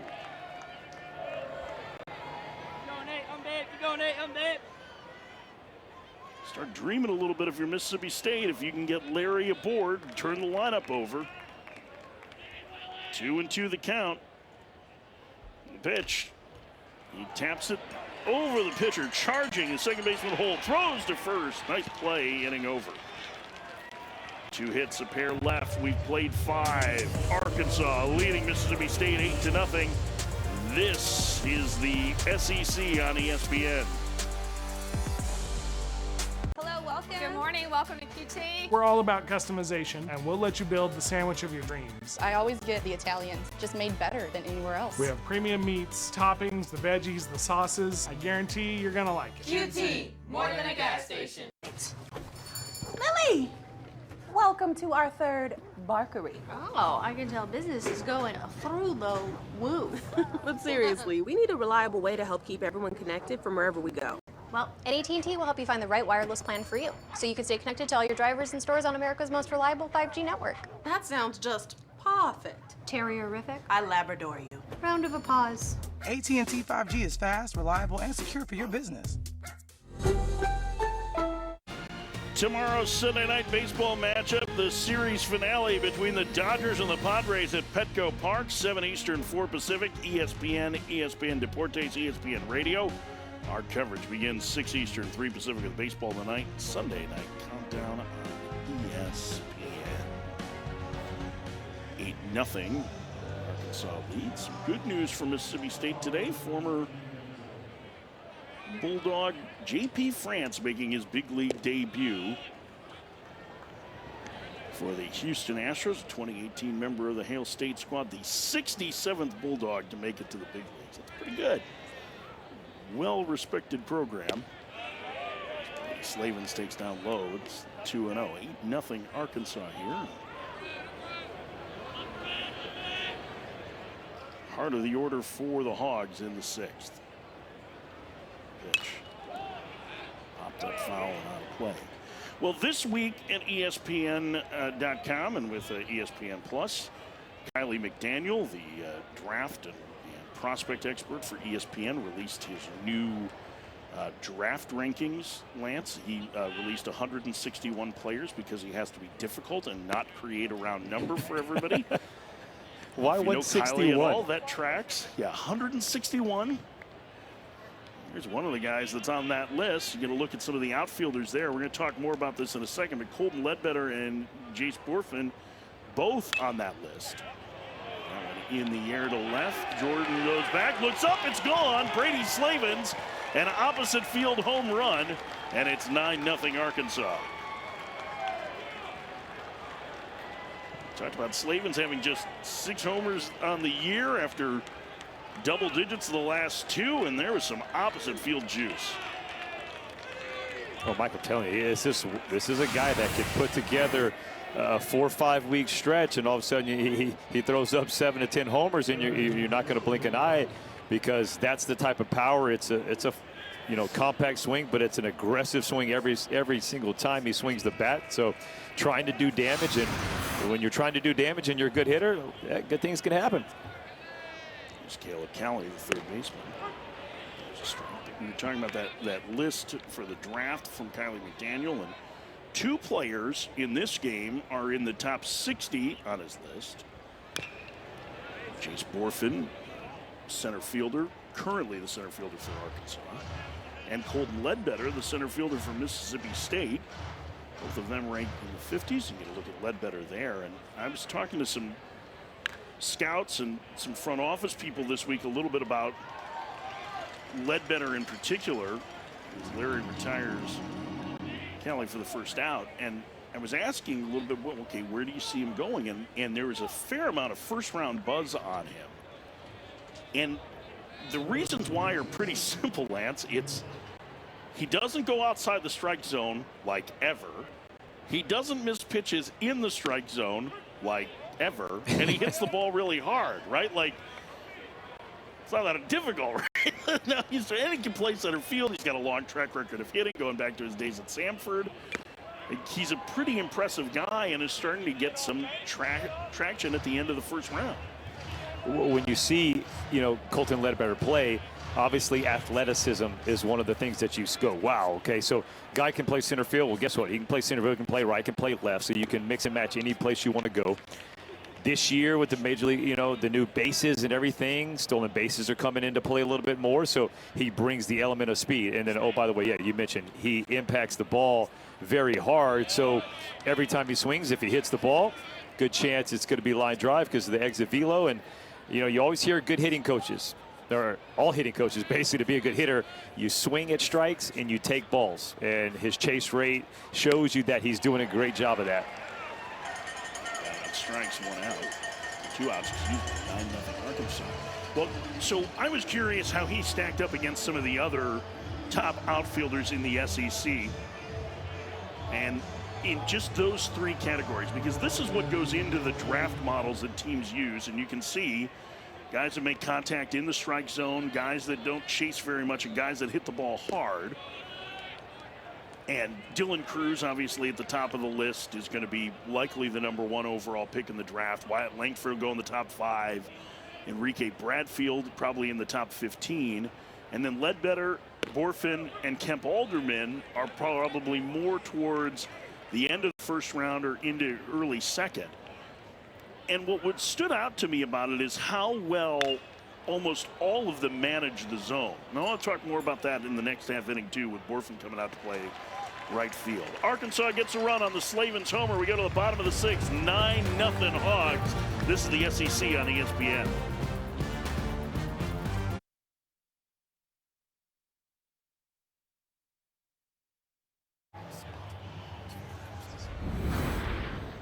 This is the SEC on ESPN.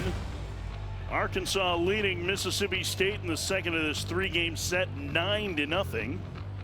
As we head to the bottom of the 6th, top of the order, due for Mississippi State. David Mershon, Colton Ledbetter, and Hunter Hines. Lance Corbier, Mike Farron with you.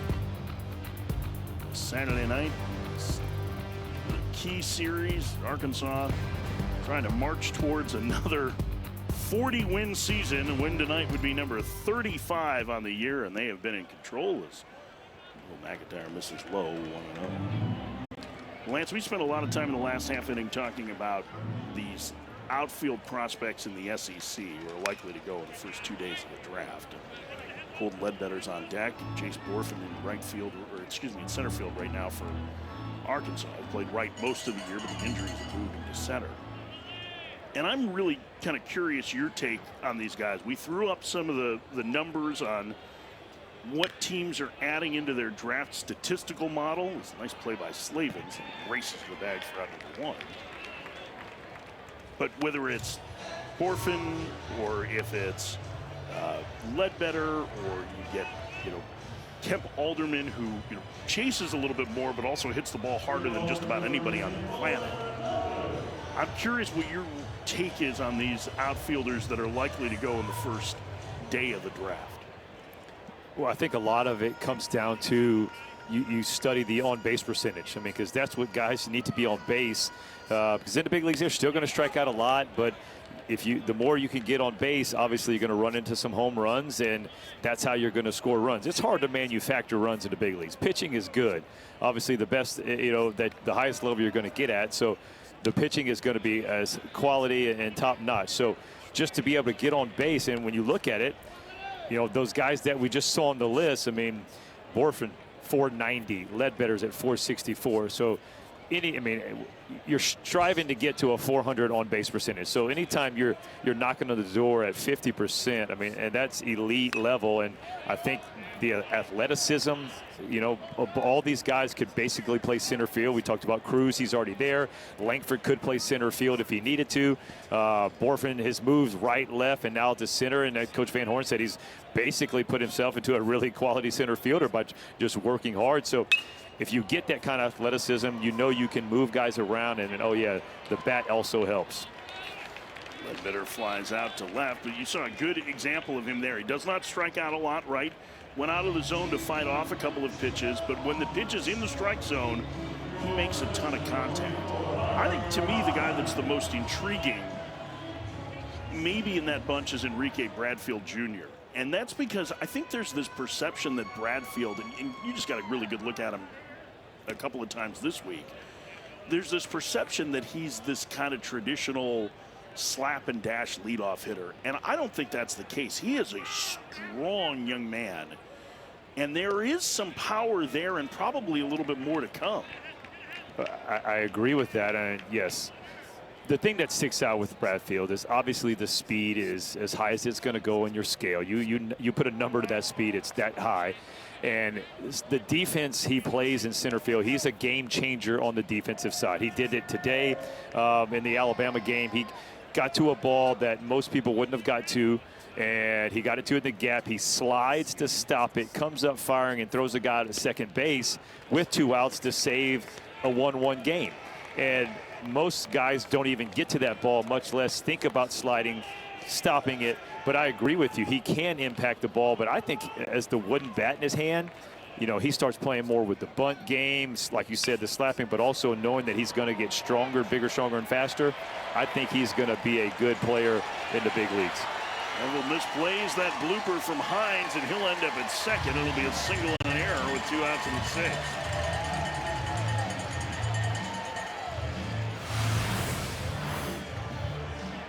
Just overrunning this one a little bit. Yeah, just it's got a lot of English on it. See right here, that second hop, oops, shoots right to his right, and that's a good piece of hitting right there behind. He gets the hands in. That ball's going to jam most hitters, and he just kind of flicks it out to left field. But yeah, it had a lot of English on it, and that first bounce was good, but boy, the second bounce took off on him. Here's Dakota Jordan, a powerful freshman, 0 for 2 in this one. He's flied to left twice. First pitch, he swings and hits that one a ton to center field, and that one is way out of here. Dakota Jordan with a tank to center field, and State's on the board. They trail 9-2.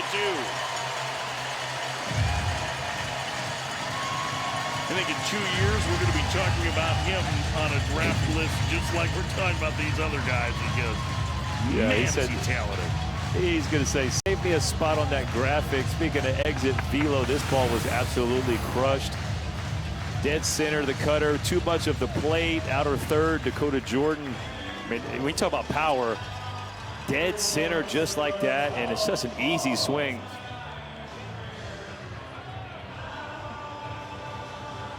I agree, though, Mike. I'm sorry about that. I think he is going to be one of those top guys in a couple years because the power potential is so explosive, but also he's athletic. He can run, do a lot of those things that we were just talking about. You know, the comps early in the season on him were almost unfair. It was a strike. By the way, that home run was 460 feet to dead center. That's like a pop-up for Dakota Jordan with some of the ones that he's hit this year. But the comps that started flying around in February on him, the name that kept coming up was Bo Jackson. And it's not fair to him, but that one sliced down the line. Is it fair? It is. It's going to be a double for Kellen Clark, and the rally continues for State. And I think that one just staying inside the fair line. Yeah, I think Neville just doesn't get a good read on it and thinks it's going to keep pushing, doesn't know where he's at. But about the Bulldogs, who got back-to-back extra base hits, and it's a 9-2 ball game. And I know it's still a lot of runs to make up. I mean, this is college baseball. You got an explosive lineup. Anything can happen. We've seen, State, what was it, 2 weekends ago, gave up, 7-8 runs in the 9th inning to Auburn in back-to-back games. One they held on, one they lost. So anything can happen if you have outs to play with. Matt Hobbs, the pitching coach for Arkansas, out there to visit with McIntyre and settle the right-hander down, 9-2. Arkansas leads. I just wanted to finish up on Jordan.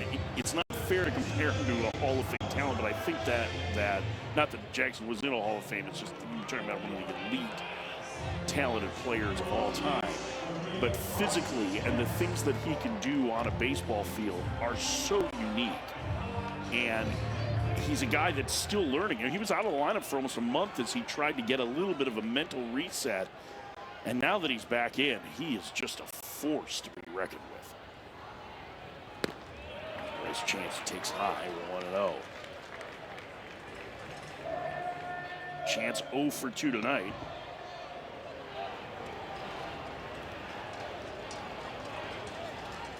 Zach Morris beginning to get loose in the Arkansas pen. Grounder to short.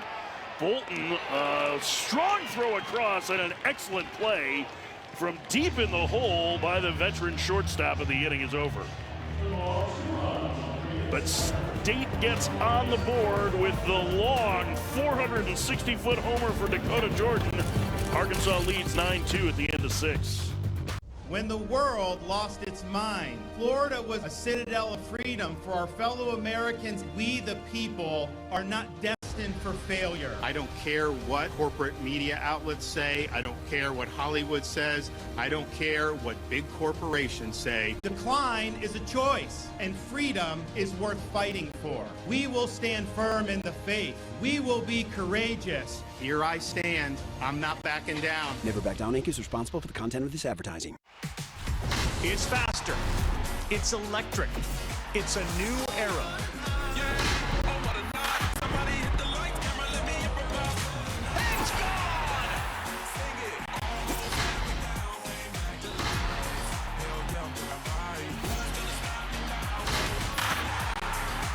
Give us baseball at its best. Sunday Night Baseball. Sundays at 7. All season long on ESPN. The next stop on the F1 schedule is the second annual Crypto.com Miami Grand Prix at the Miami International Autodrome at Hard Rock Stadium. Max Verstappen is the defending champ and leads this season's driver standings. Coverage tomorrow, 2 p.m. Eastern, 11 a.m. Pacific. Grand Prix Sunday, and the race starts at 3:30 Eastern on ABC, ESPN Deportes, and ESPN+. 9-2 Arkansas. Holcomb back to work. And pitch misses high. It's 1-1. 8-9-1 for the Razorbacks here, starting with Parker Rowland, the switch hitting catcher. Shortstop John Bolton back to the top of the order with Kendall Diggs. 2-1 the count to Rowland. How about Carter Holcomb quietly right here? 4 innings already, only 1 earned run and only 1 walk. That's been the biggest thing. He walked more hitters than innings, and so going out there pumping strikes, giving Mississippi State some life in the bullpen. 3-1 the count.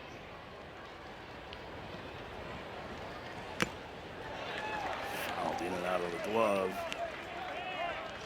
So catcher Hancock. Colby, I called him Carter.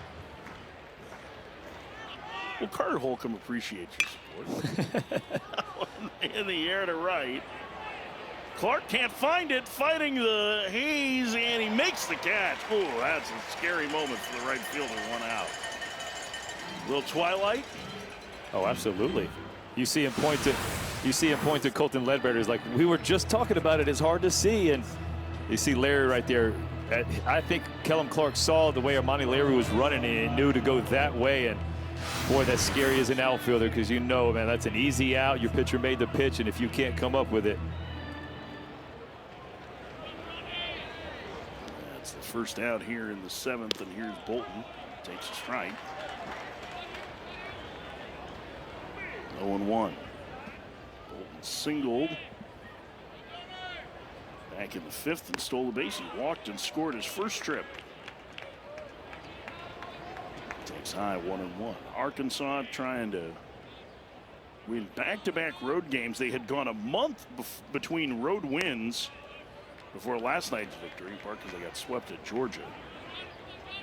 That really feels like the outlier series now in Arkansas's schedule, just in the way that they have played this year. 2-1.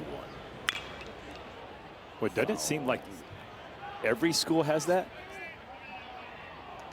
Yeah. I mean, you talk about Tennessee. I mean, who would have thought they'd have got swept at Missouri, right?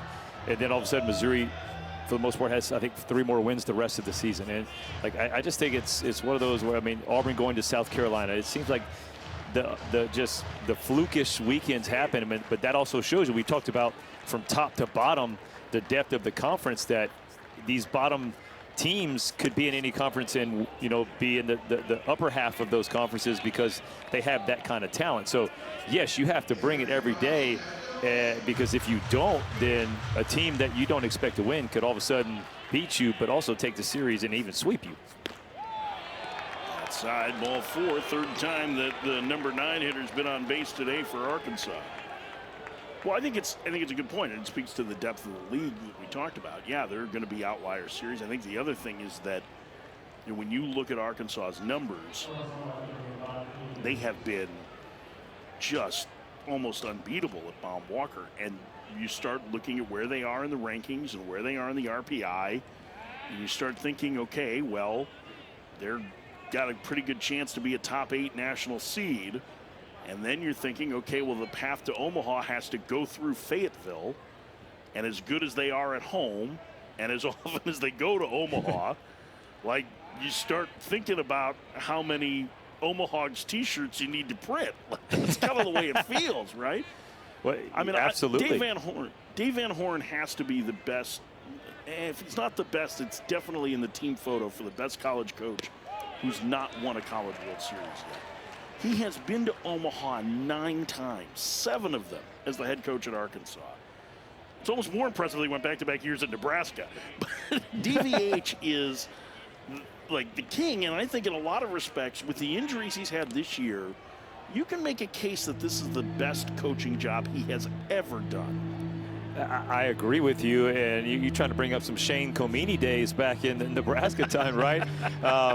But he won't say that. But I think if, at the end of the season and you kind of look on the season and you sit down and you can truly be a realist and go, dang, that actually was a pretty good job. We kept the team, because there's so many times during a season when maybe an injury happens or a couple losses in a row, like you said, a bad weekend, where all of a sudden the train can derail a little bit, and if you let it derail too much, all of a sudden it becomes a lost season. So being able to keep that train on the track as much as possible, dealing with what he's had to deal with has been incredible.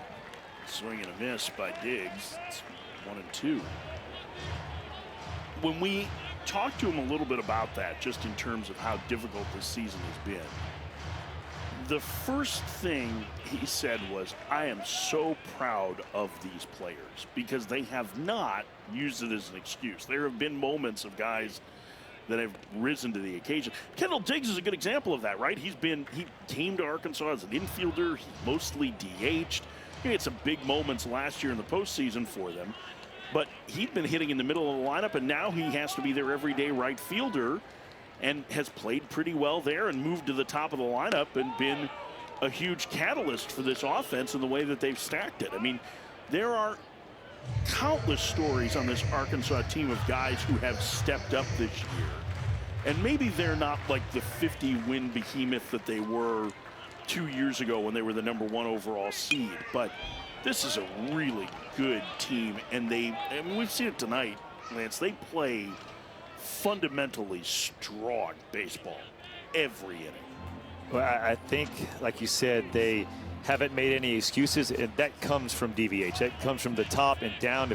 If your coach is out there making excuses, you're going to kind of mirror what his message is. So if he's not making excuses, that's what the team's going to mirror, and that's what you're seeing from the Arkansas team. And Diggs sends that one deep and gone to right center field. Kendall Diggs with a 2-run homer to get those back for the Razorbacks. They lead 11-2.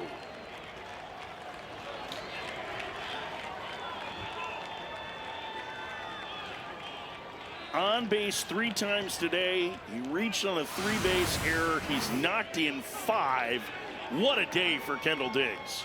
Yeah, goes down and gets that ball. I thought Kellum Clark had a shot for it, but Kendall Diggs, the big man in the lineup today.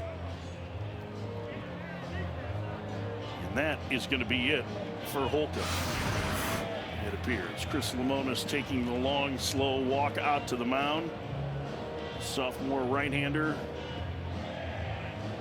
has done a good job today in trying to keep his team in the game. He's been asked to cover a lot of innings here.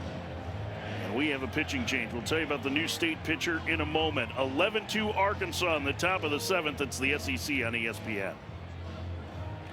When the world lost its mind, Florida was a citadel of freedom for our fellow Americans. We, the people, are not destined for failure. I don't care what corporate media outlets say. I don't care what Hollywood says. I don't care what big corporations say. Decline is a choice, and freedom is worth fighting for. We will stand firm in the faith. We will be courageous. Here I stand. I'm not backing down. Never Back Down Inc. is responsible for the content of this advertising.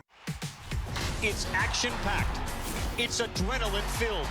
It's must-watch.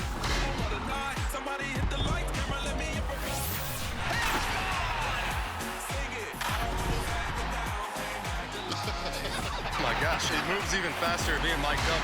Oh no. It's next-generation baseball. It's going to be special. It's going to be a fun year. Cardinals, Red Sox celebrate this Mother's Day on Sunday Night Baseball. 11-2 Arkansas, top of the 7th. Tyler Davis is the new pitcher for Mississippi State, the junior from Newport News, Virginia. Comes in, 18 innings thrown, 1-1 walk to strikeout ratio. He's pitching an 11-2 game here in the 7th.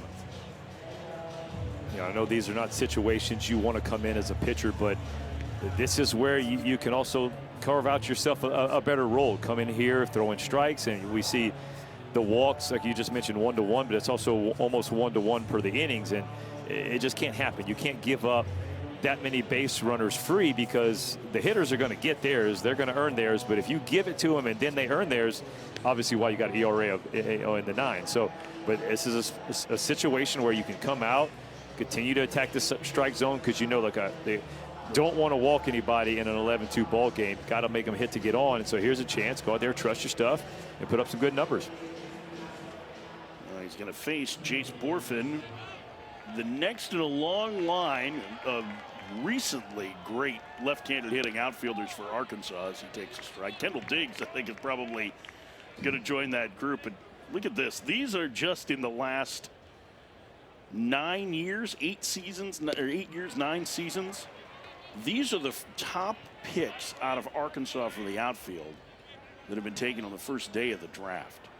Andrew Benintendi, Dominic Fletcher just made his big league debut this week for the Diamondbacks. And then you see Heston Kjerstad, who was the number 2 overall pick in 2020, and after injuries and illness cost him all of 21 and most of 22, Kjerstad is having a great year. We had a good talk with DVH about him, who he was convinced that Kjerstad had a legitimate chance to be the Golden Spikes Award winner if the 2020 season hadn't been canceled. Here's the 2-2. Borfin rifles that one into right center field. It's a base hit, and it's going to go all the way to the warning track. Borfin hustling into second with a double. And that's why his name was on that list. Yes, the exit velo on that. That's a 4-5 hopper that almost makes the wall. Just shows you how hard he hits that. Again, it's a left on left. He stays in the box, keeps that shoulder closed, and just drives that ball. It almost gets there. I mean, that's to be able to hit a ball on the ground rolling, you had to hit it that hard. That's a critical run here in the 7th inning, because if Arkansas can plate them, it would put them up 10. Run rules in effect here. 10-run rule in the 7th inning. As the first pitch misses low here to McLaughlin. McLaughlin 1 for 3. Pitch outside. It's 2-0. 1 for 4 from McLaughlin. I wanted to go back to that, talking about those draftees. We were talking a little bit to Dave Van Horn about Dominic Fletcher and how much respect he had for him. He made his big league debut for the Diamondbacks today, called him the best defensive outfielder that he's ever had. And Dave said, he's like, listen, I have daughters, so this was kind of like a proud father of a son moment when he got a text in the middle of the night from Fletcher saying he was going to the big leagues for the first time this week. And he said, I can't thank you enough for all of the things that you did for me to help me get here. And how much that meant for Dave Van Horn to hear that. Which is one of the really good young defensive outfielders. The Diamondbacks have a ton of them. But Fletcher getting his chance to go to the big leagues now and be a part of that team, and how much, I mean, just seeing how much that text message meant to Dave Van Horn was really cool. Yeah, I mean, even because we're on the Zoom, so we get to watch him, right? He's talking about it, and like you're right, that proud father moment, like the chest kind of pokes out a little bit, like, hey, my son, but that's how these coaches, they feel about their players, right? If you're one of the best coaches and you truly invest in your guys, and obviously Dave Van Horn's been at Arkansas for 21 years, so he's investing in his players. You're not going to stick around that long and put up the results you have without doing that. And so getting those texts, I mean, those are the things that you live for as a coach, because I told him, I said, I can remember that first phone call to my wife, my parents, and all those things going, like, you only call the people that it means the most to you. And so for him to get that text, Coach Van Horn means a lot in his life. Yeah, I mean, just you think about this amount of talent that he's had come through in the last decade in this, between Benintendi, or I guess after Benintendi, the last first-round outfield pick out of Arkansas, you have to go all the way back to Kevin McReynolds in 1981. As Slavens fouls that one down the right field line. I mean, think about that. Kevin McReynolds was a really good player, had a really good big league career with the Padres and Mets, among others, but think about that. That was, you went, what, from 1981 to 2015. Now, I'm not good at math, which is really good because baseball doesn't have much in it. I think that's 34 years, right? And now you've had 3 top 75 picks in the last 8, and another one likely coming in fourth.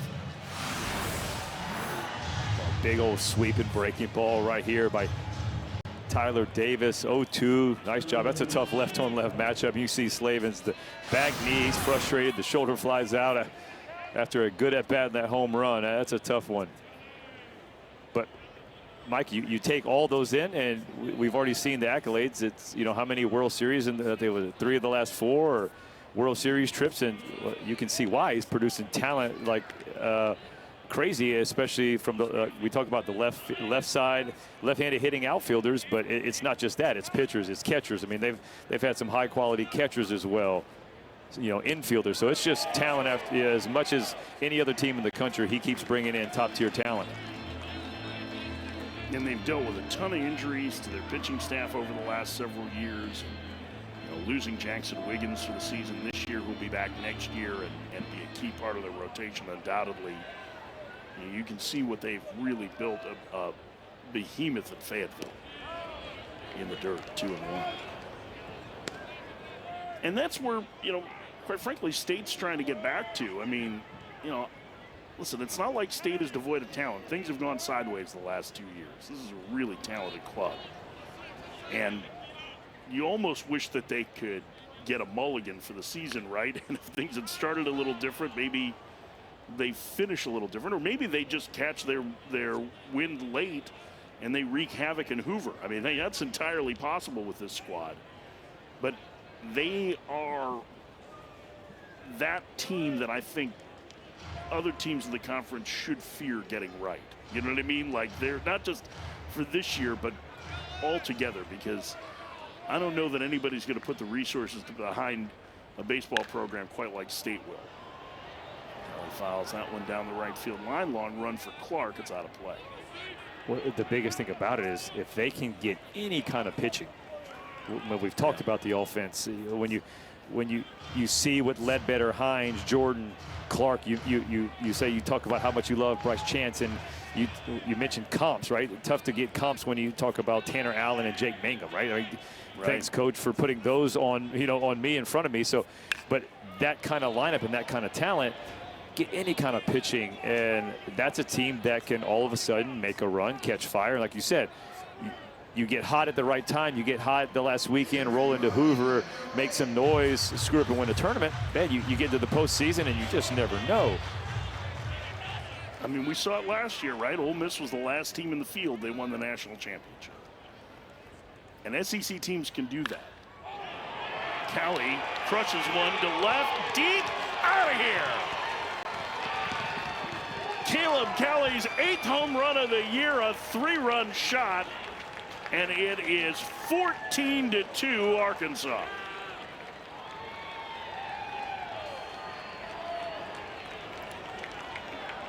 Boy, Mike, watch the hands stay inside the ball. How good, because this ball, it's in, it's on the belt, it ties him up, and he just keeps the hands in, and the barrel stays in. Boy, that is beautiful. You know, a lot of times you see guys want to get big and, you know, think they have to get big to drive the ball, but man, that is a rocket ship out to left field and little Wrigley Field. Throw it back. Pretty big series for Cali. 3 hits last night. Great base running read to score on a wild pitch in the 9th, and now this, the 3-run homer today. 14-2.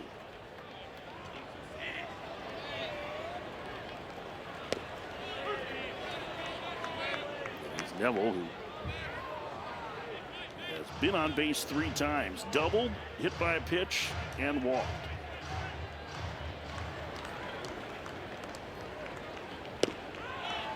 swing and a miss. He's down on strikes, and the inning is over. Arkansas tacks on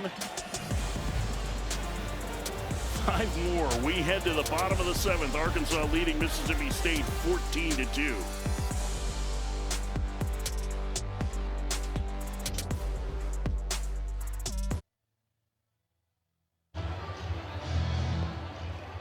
Bottom of the 7th inning, Arkansas leading Mississippi State 14-2. The Hogs 3 outs away from a run rule victory, an early termination. I think they call it early termination now, right? It's not the. I had to get the phrases right. Victory here in Starkville, and another series win. Will McIntyre, who's been in since the 3rd inning, continues. And the first pitch is a strike to Luke Hancock, 0-1.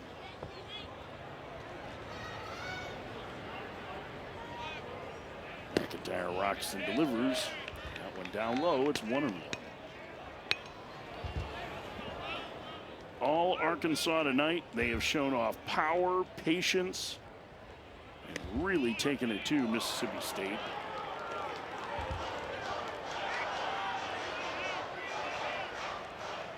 Chance keep alive their hopes of another 45-plus win season this year. Hancock in the air to left. Neville racing in, makes the catch near the line, 1 out.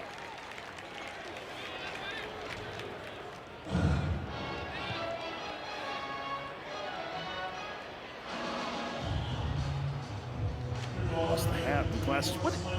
Lance. Now, I don't want to be too critical of a freshman who's definitely got his swag on in Mason Neville. He's got the eye black, the big eye black going on. He's wearing sunglasses atop his head. It's 8 o'clock at night. Like, I mean, I'm all for look good, play good. But because the chains are there too, the wrist tape. I like a swaggy player. I think the eye black. I think the eye black is more show. The glasses are more, hey, that's why I need those, because I don't truly know if eye black even works. But some of these guys feel like it looks good. You know, it makes them a warrior. I mean, it looks good. But yeah, you don't need glasses on the hat right now. I just couldn't believe it. He's ready to lose the hat, and there's the sunglasses there. It's like, might be a little late in the game for that. But hey, you never know. You want to be prepared. Better to have them on your cap than in there. And he's not alone. Tyler Holt's wearing them too. Those LED lights in Starkville are a little bright. All 4. It's a 1-out walk for all 4. Were you swagged out? Oh, yeah, as a pitcher in the late 90s, early 2000s when pants didn't even reach our shoes and we were inventing things to keep our pants down. No, there was no swag in this. Now they're a lot more custom. You see these, beautiful uniforms these guys are wearing. As a pitcher, you really can't, right? Now, after between starts, or if you weren't in the dugout, maybe so you might find the glasses. But I've never done eye black. I don't even know what it would do. Jerangelo Sanchez is going to start tomorrow for Mississippi State. Downs is the pinch hitter here for Larry. 1 out and a 1 on in the 7th.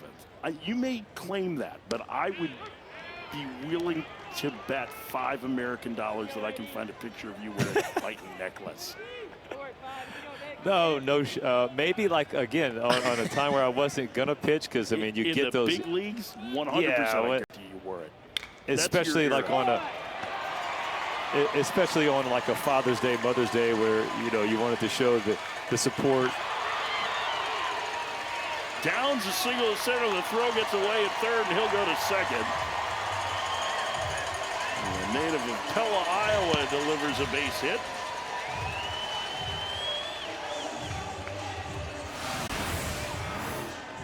Ill-advised throw there, maybe from Borfin. Yeah, it's one of those.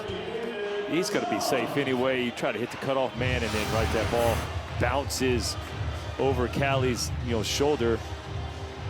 And Downs got him a base knock, and he has to get a new belt. New belt. It's working hard. Matt Hobbs is going to come out to him. Like that throw hit his foot. Downs from Pella, Iowa. Do you know anything about Pella, Iowa? I can give you a lot of information on Pella, Iowa. You keep going, because I could give home you of Central College. Home of, I believe, Pella Windows and Doors, the window company. And it has a very Dutch vibe. It is famous for its tulips, and they have like Dutch windmills, and even the McDonald's in town looks like it's set up as like a Dutch house. Like it's quaint, it's beautiful. It's not my favorite stop among small college Iowa towns. That'll always be Butte. But Pella's fine. Oh, I had a couple stops in Iowa in the Midwest League. Clinton? Yeah. Oh. Whoa. Downwind of the Purina plant. Yep. Yeah, it might be the smelliest city ever, but they had an amazing pool, like city pool where you could go and had a high dive, and it was one of those. I is in low A after pitching at Alabama my senior year, so I threw like once a week for an inning because I'd already thrown a lot of innings. So like so it was one of those where my wife was with me and we went to the high dive at Clinton, Iowa. But so yes, wait, very smelly. Were you throwing out the triple Lundy or something like that? Like you were cannonballs in back to school? Yeah, nothing different. Now she's a flipper. She was a former gymnast cheerleader, but it's more of it was for me. It's just straight cannonballs. How big of a splash could you make it? I'm sure your farm director was thrilled with the idea of you jumping off the high dive, right? What they did not hurt them, right? I would guess that based on that timing, you were probably a South Bend Silverhawk, correct? Oh, yes. Here's Mershon ahead in the count 2-0, takes a high strike. It's 2-1. Arkansas with a 14-2 lead, 2 outs away from a run rule victory here tonight. If McIntyre can get through this inning, not allowing 3 runs, Arkansas will have taken the first 2 in this series. And will leave Lance more time to jump into the pool tonight. You also had Quad Cities and Davenport, right? Yep. Iowa. Yep. Joe Maurer was on that team. That was where you have a bridge right by the field, and there guys get there and see who can throw it on the bridge. Bet the farm director loved that. Yep, all the way. You also probably played in Cedar Rapids, right? Yeah. A lot of Eastern Iowa stops in the Midwest League. Remember the name Jerry Gill? Jerry Gill? Yeah. Pitch, boy, arm from the shortstop was maybe one of the best I've ever seen. He put, because supposedly if you could throw it on that bridge, it was like a high 300 something to get on the bridge, and man, he made it look so easy. But it was who could do it after that, and without getting caught by the coaches trying to blow out your arm to get on the bridge. So did you get it there? I did. Adam, it took a couple tries, so it was one of those. Ladder to third, caught, 2 outs. I went to the closest part of the bridge. He didn't do that. He went very far on the bridge, but we found a place where it was like, all right, this might not be as far of a throw. Let's do it. Hey, listen, just remember the wall scrapers. They still count just as much as the 460-foot shots, right? So 2 outs, and it's up to Colton Ledbetter. Ledbetter 1 for 3, hit into a double play in the first, singled and stole a base in the fourth, and has flied to left. 14-2 Arkansas.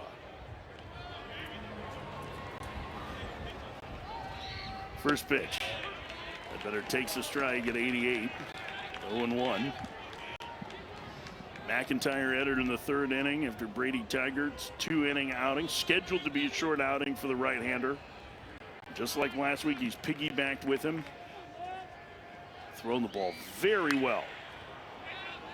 Fouled away. 0-2. And let me just add this. I mean, you talked about Kevin Cobbs. Like, McIntyre has had arguably his 2 best outings of the year against A&M and State, and those are 2 really good offenses. This was A&M's been without Brett Minnick this weekend, but this is impressive in not just the what the line score has been, but the quality of the offensive opponent that McIntyre's faced. The pitch. High, it's 1-2. I think he's getting towards the end of his rope here tonight, but one strike away from ending this one.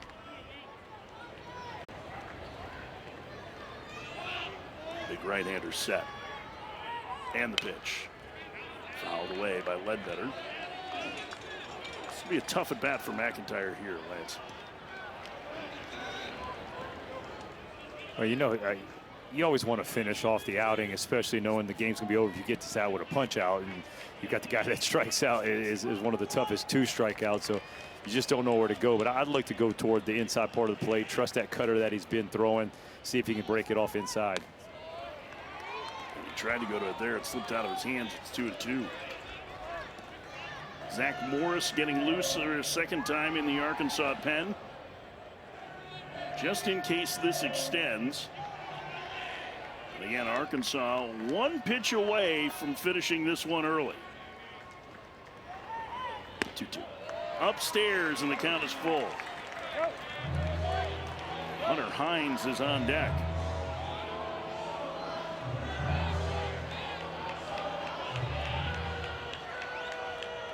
Runners get their lead from second and third.